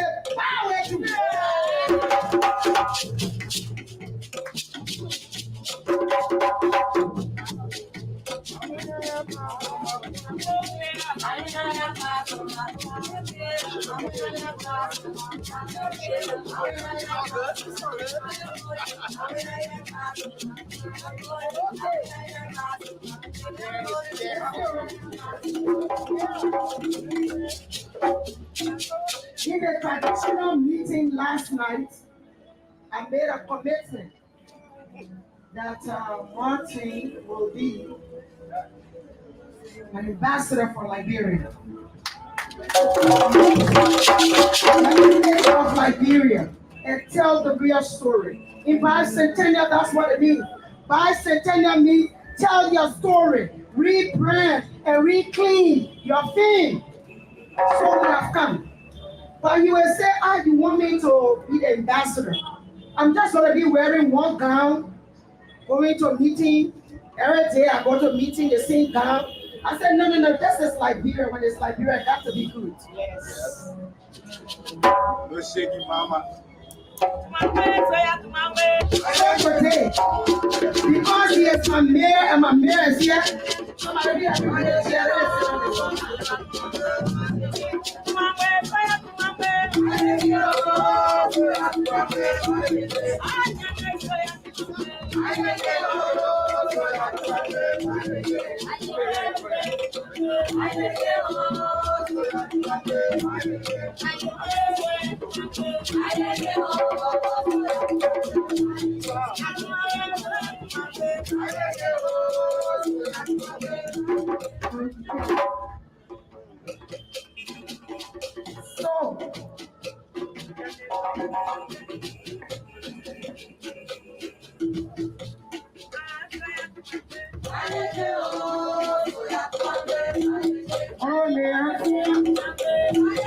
I was standing and somebody brought this to me. I don't know where it's coming from. I don't know where it says. I don't even know. I can't even read. I read. So listen to this. Wow. Wow. Wow. Jesus. Wow. Republic of Liberia, National Council of Chiefs and Elders, NACEL, Certificate of Chieftains awarded to Roland Sebastian Martin from the USA in recognition of your strong advocacy utilizing the mainstream media on the protection of human rights, respect for democracy, and the rule of law in Africa and the world. This honor is therefore bestowed upon you as of today's date, and you shall be called Chief Roland, Sebastian, Fromoti, Paula, Martin,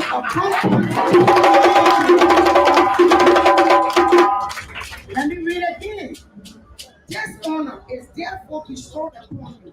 As of today's date, you shall be called Chief Roland Sebastian Fromoti Paula, Martin of Bon County, Republic of Liberia. 20 days of February 18, 2022, in the city of Monrovia, County of Motherland County, near the mayor of Monrovia, the city government, by the traditional chiefs, elders, and the queen and traditional women of the Republic of Liberia. Sign, my name on the line, Queen Julie Andy, traditional queen, Republic of Liberia. Madam Sita Essa, national coordinator. Approved by the Chief Zanzan Kawa, national chairman, National Council of Chiefs and Elders, Republic of Liberia. I will turn it over to the mayor of the city of Monrovia to present this to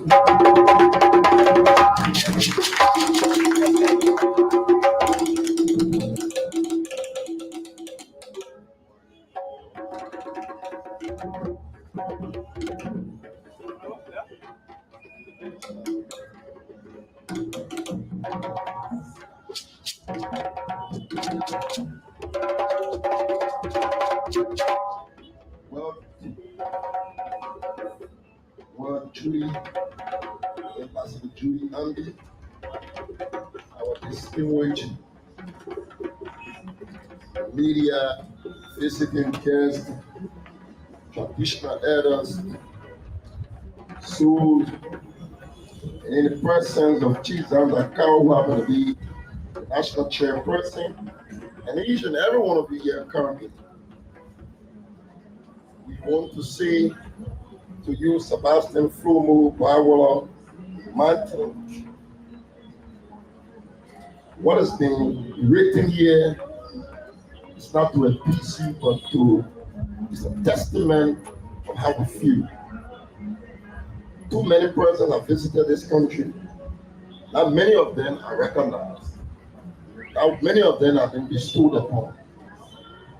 If I may be corrected, if this is your first time visiting this country, for you to be well received by the owners of this country, it's not just what you call pageantry or you call fanfare.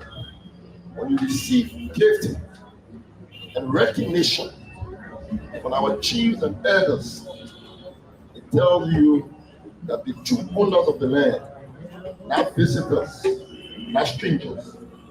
So I think I even thrilled to share your moment with you at this time, at this point in time.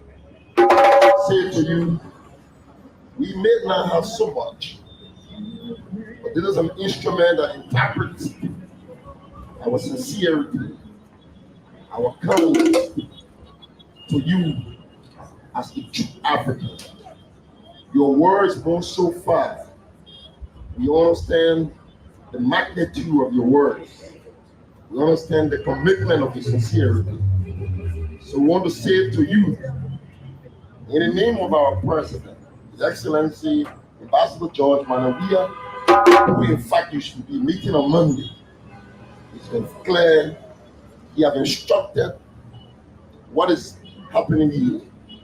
We want you to be the lone voice out, not to say perceive the wrongs.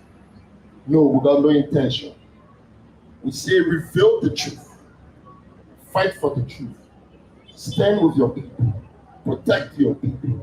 And this is where we call home. Home is where the heart is. As you now be referred and bestowed as one of our famous chiefs in our country, without no doubt, believe the integrity of this name there, this honor shall be exemplified. In the name of our Father and the special grace, the Lord Savior Jesus Christ, and I hereby present you.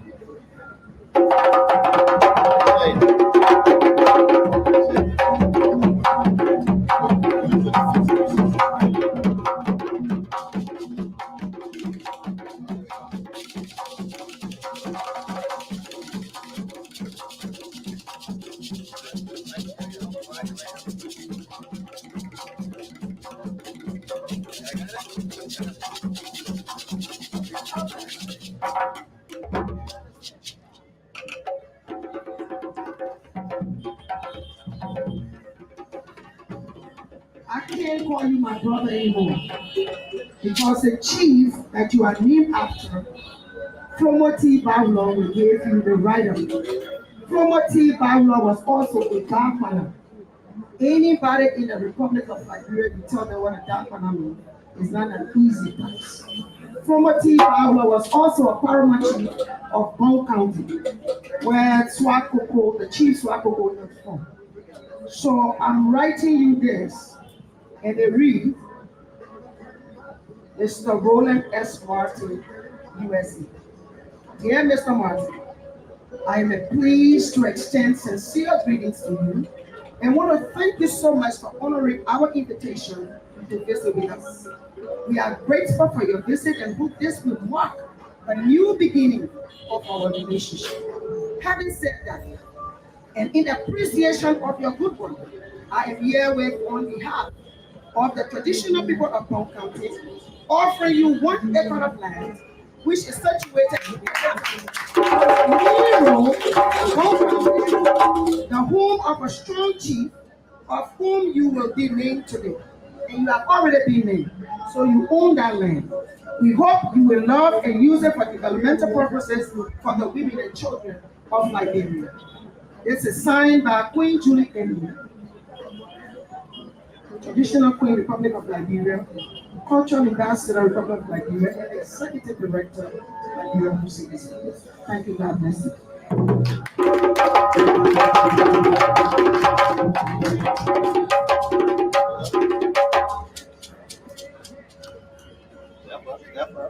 I'm stepping out now.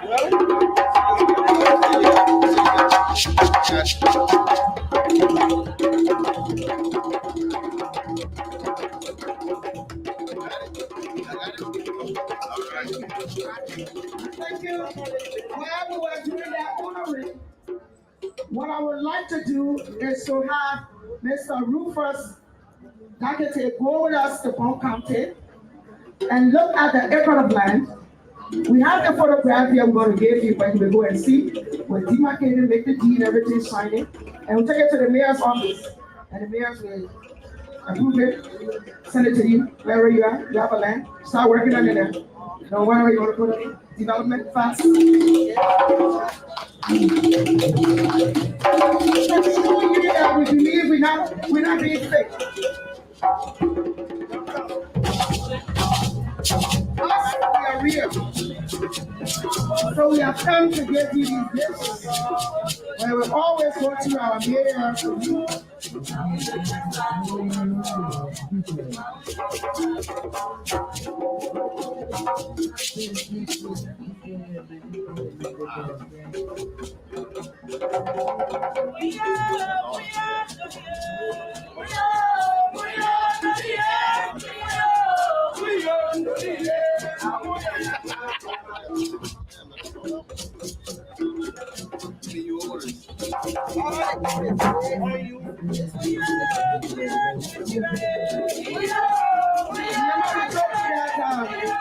Liberia has a lot of diamonds and gold and all of that.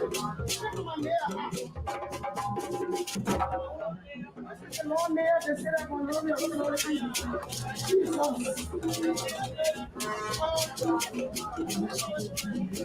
I know you like that outfit. All right.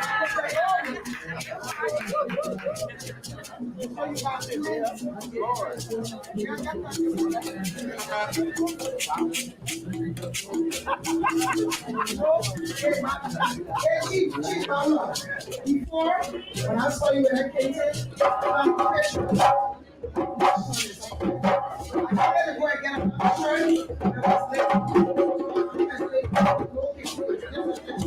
go and get a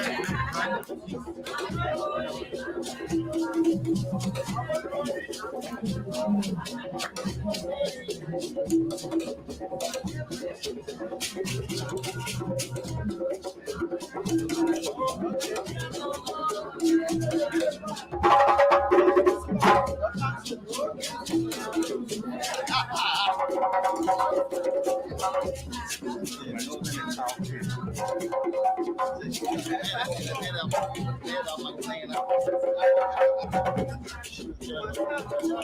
That's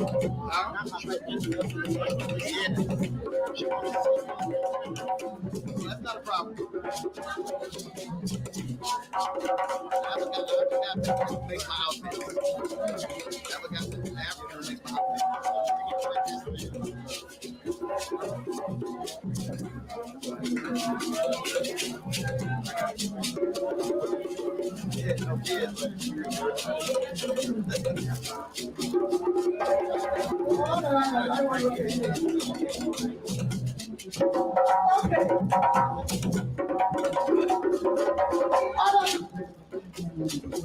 Father was the main chief property owner. If you bought a whole country,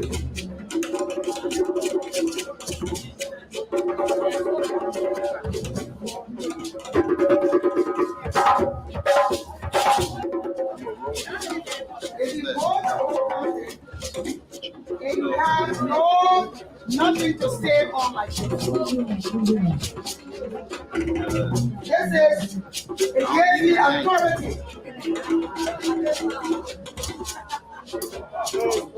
Certain places in one country, you couldn't sleep with your king. It doesn't mean you own. It has authority. Giving you authority. So you just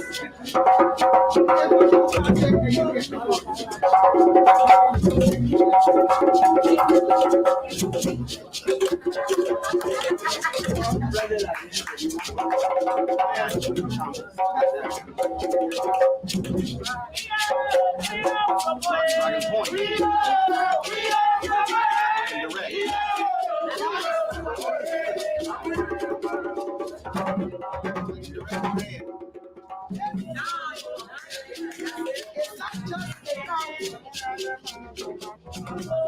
This is use the property power. This is antique. This is antique. Don't get it. That stays with me. Yeah. This is antique. This is property power. They only use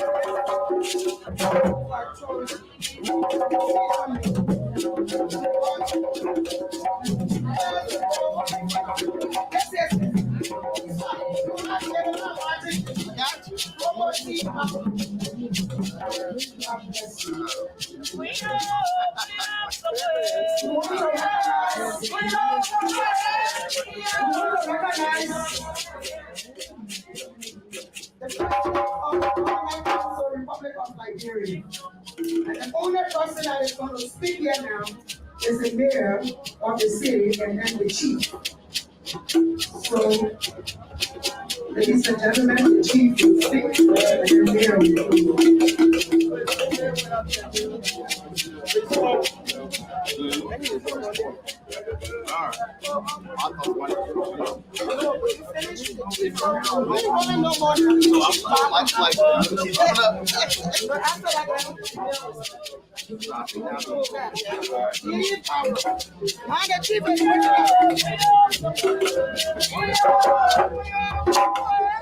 Well, first and foremost, let me thank everybody for coming out today. It is not a cool day, but thank goodness for these tents. I absolutely appreciate everyone who played a role in this, the wonderful drummers, the dancers, the singers. It was a great performance by all of them as well.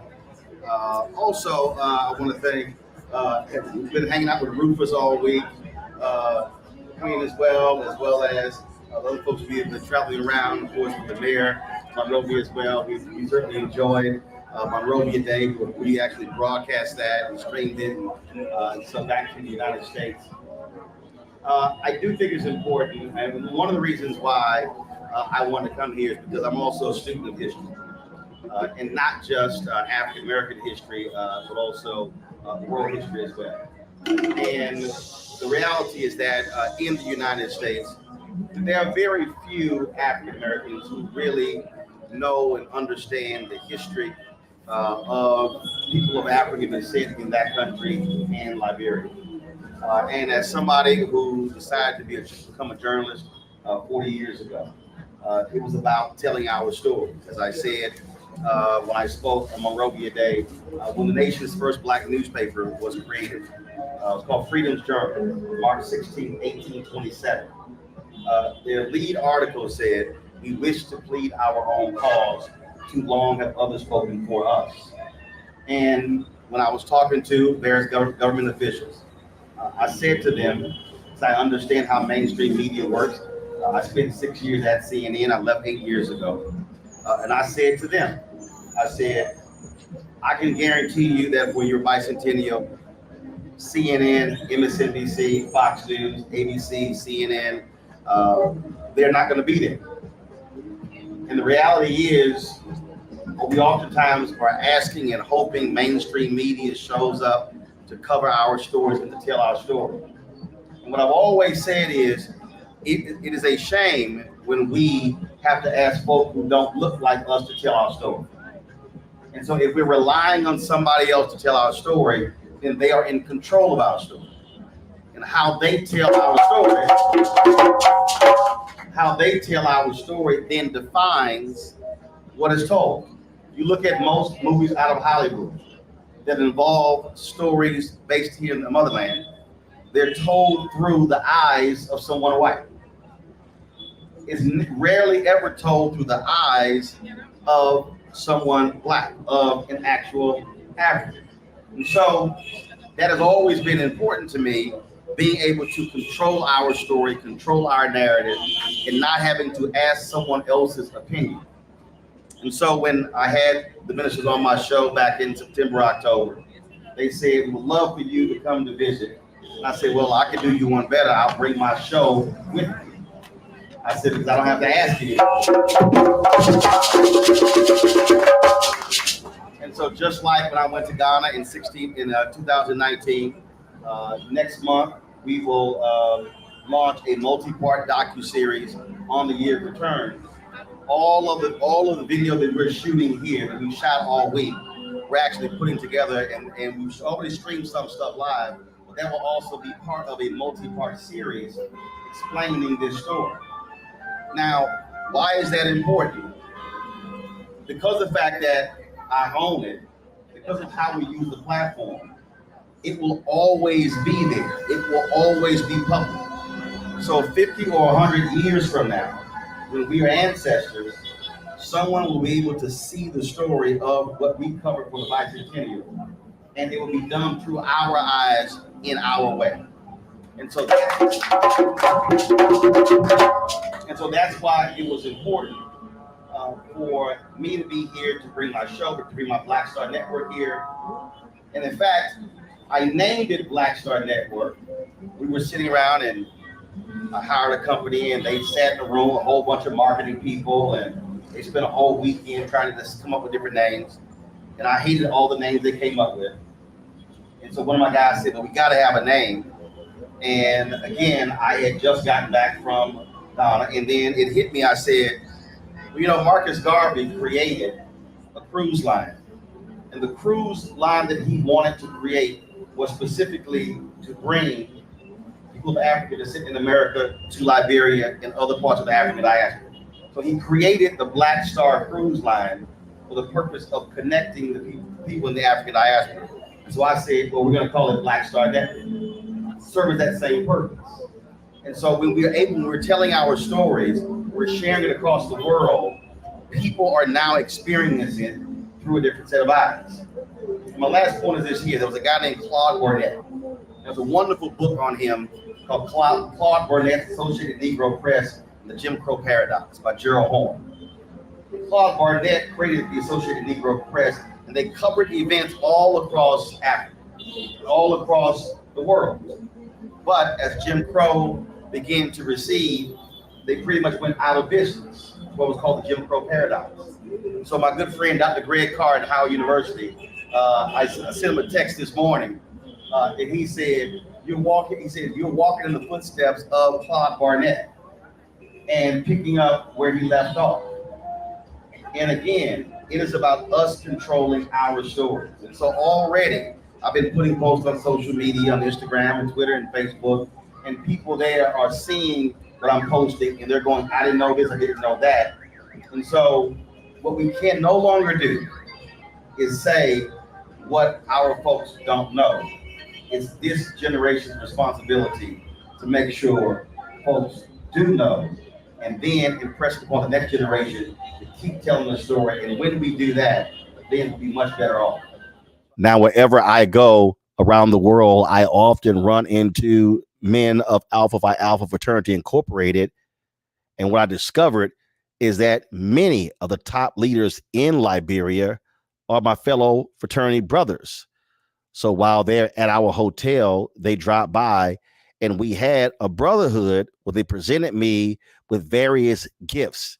It was great to see the brothers of the Black and Old Gold there in Liberia.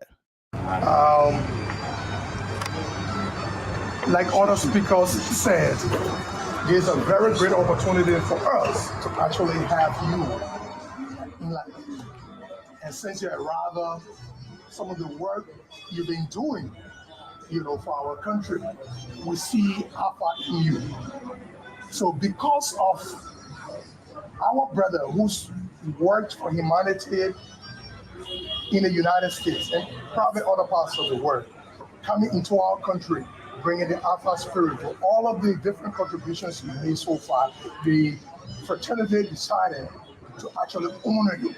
And this is a culture of, our fraternity. We recognize people for great things to do, contributions to make. So we have a very, very beautiful traditional attire with Alpha colors that we're going to be guiding you with. And then, of course, there will be other things that will follow. To tell you, you are in our hearts. We appreciate you. We love you, as a brother, and for all of the contributions you've made. Thank you. Appreciate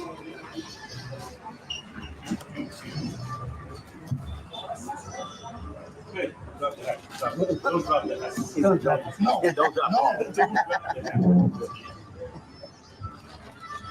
This gown is a very beautiful traditional gown, and it has a meaning behind it. Mm-hmm.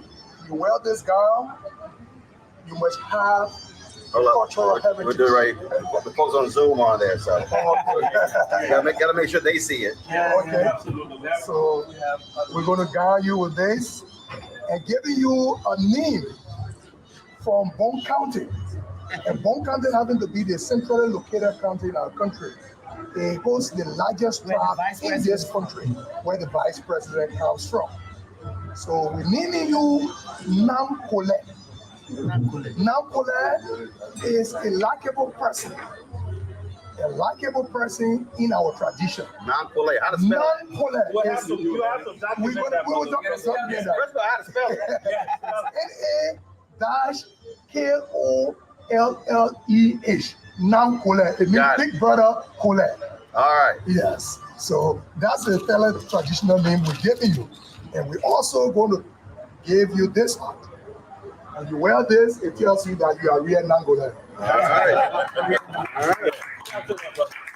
There we go. There we go. Oh yeah. Wow. I'm always rocking black and gold now. So let's be clear. Okay. So we're going to be calling.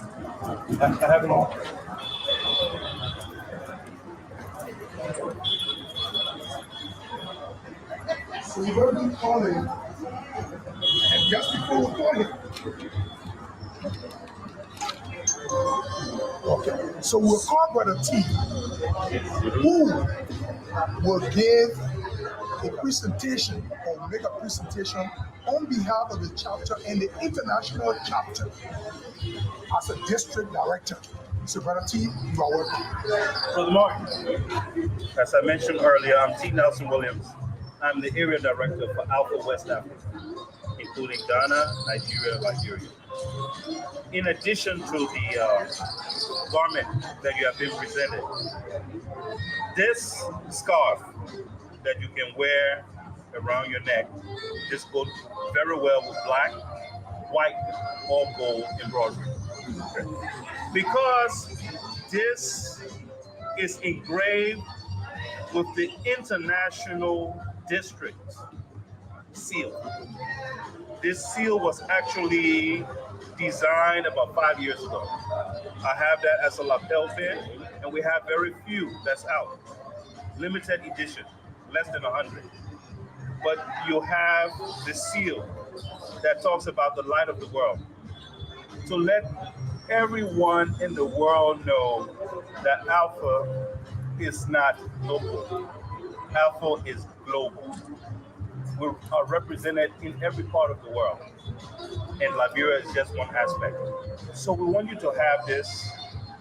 And this tells us, as you leave from here, you are an honorary member of the International District of Africa. Brothers, give it a hand. Brother Mark. Yes, please, please.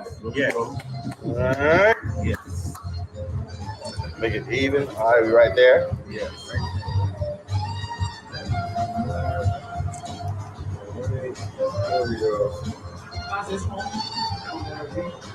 There we go. All right. Then to add, so, Brother Sal, I will give this to you while I make the last presentation, and then you can take over. About 6 years ago, I was able to capture a historical perspective of our chapter in Alpha in Liberia. Beta Epsilon Lambda was established October 6, 1958 by 17 illustrious men. Some were Americans and some were Liberians who have returned home and found the need to have Alpha take a leadership role in Liberia. It's also pleasing to note that we also captured that the first 3 Black diplomats at the U.S. Embassy in Liberia were Alpha men. So we have a proud heritage as Alpha in Liberia. So this book I have autographed in gold ink for you. The history of Eta Epsilon Lambda chapter from 1958 to 2016. All right. So, brothers, please. All right, here we go.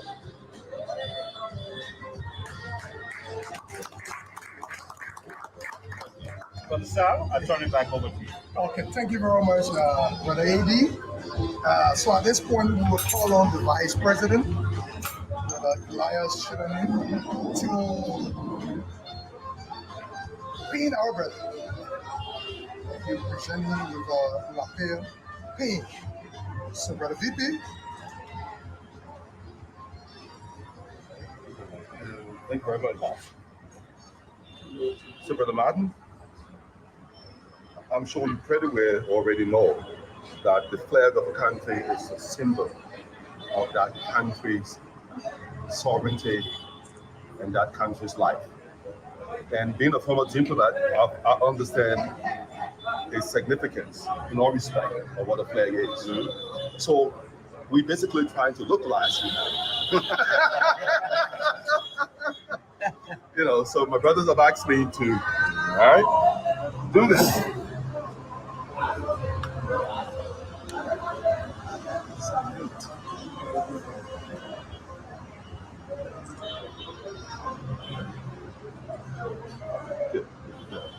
All right.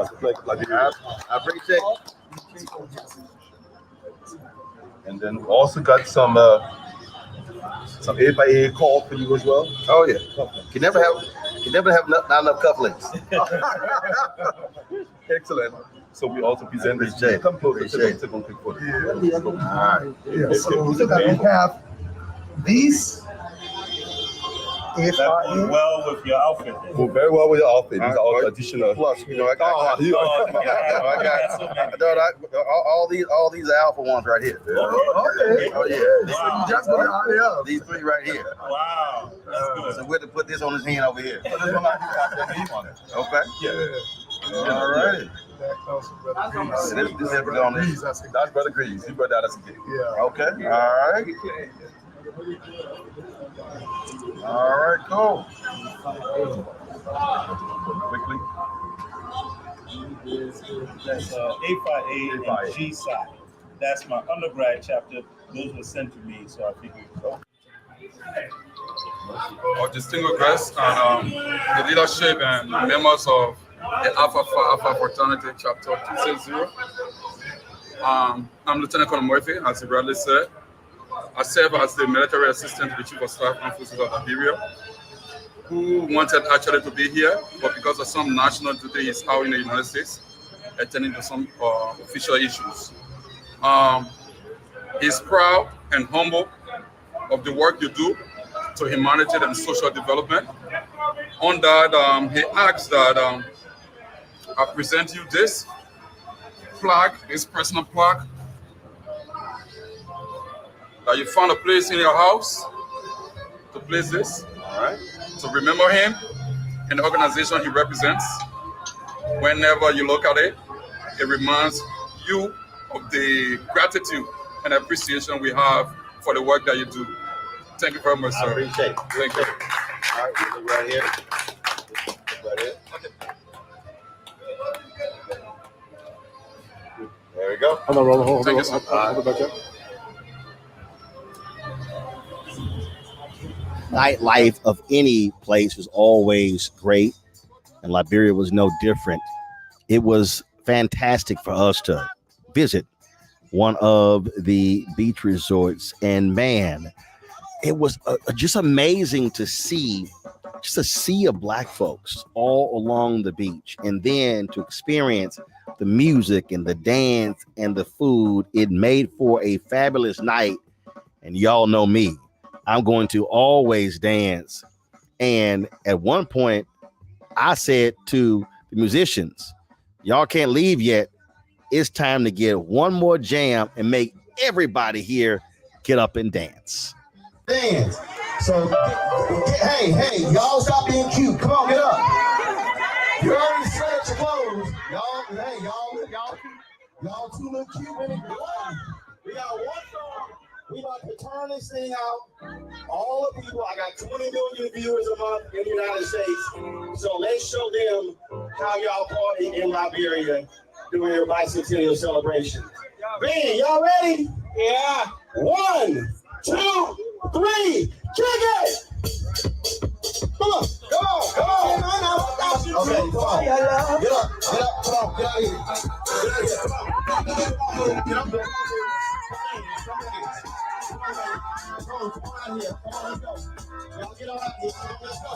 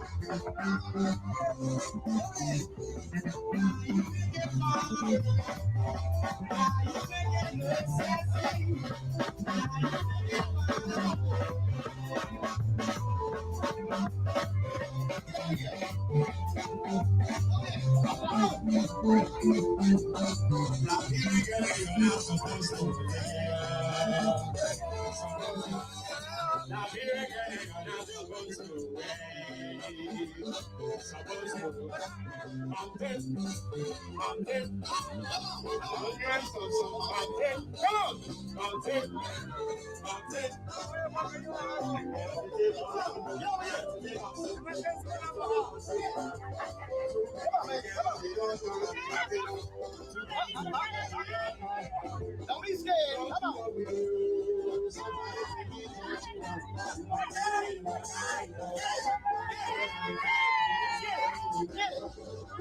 I see y'all. Come on. Come on. That's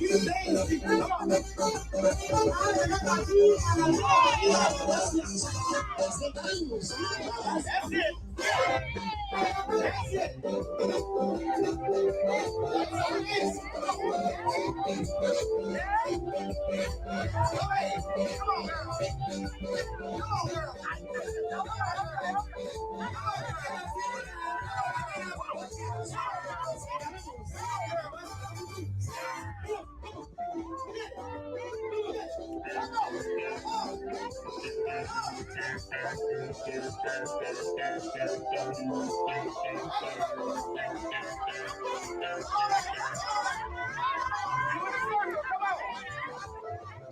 You in the circle, baby.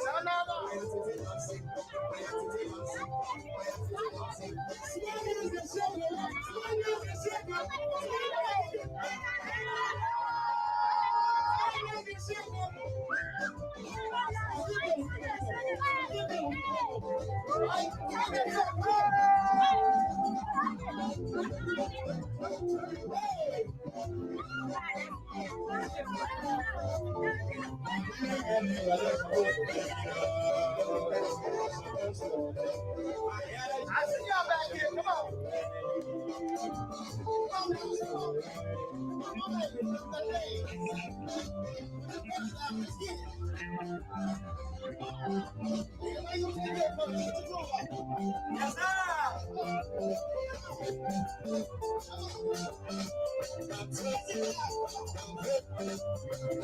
Yes,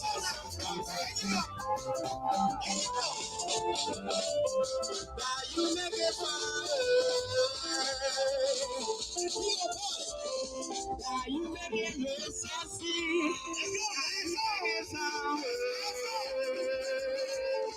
Turn it up, go. Come on, Rainbow. Get it, Rainbow. Come on, come on.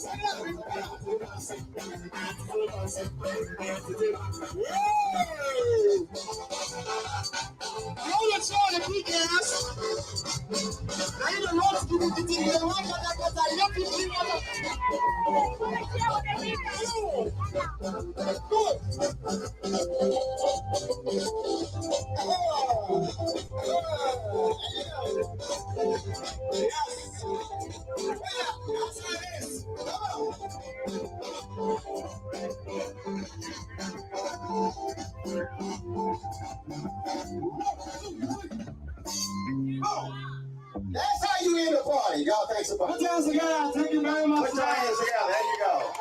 King Solomon, Solomon, Solomon, Solomon, King Solomon. That's it, homie. You ain't got to go home, but you got to get the hell out of here. Thank you. Yes, sir. So now y'all know, no matter where I go, we gonna turn the party out. So we shut the parties down. Everybody sitting around here drinking and chilling.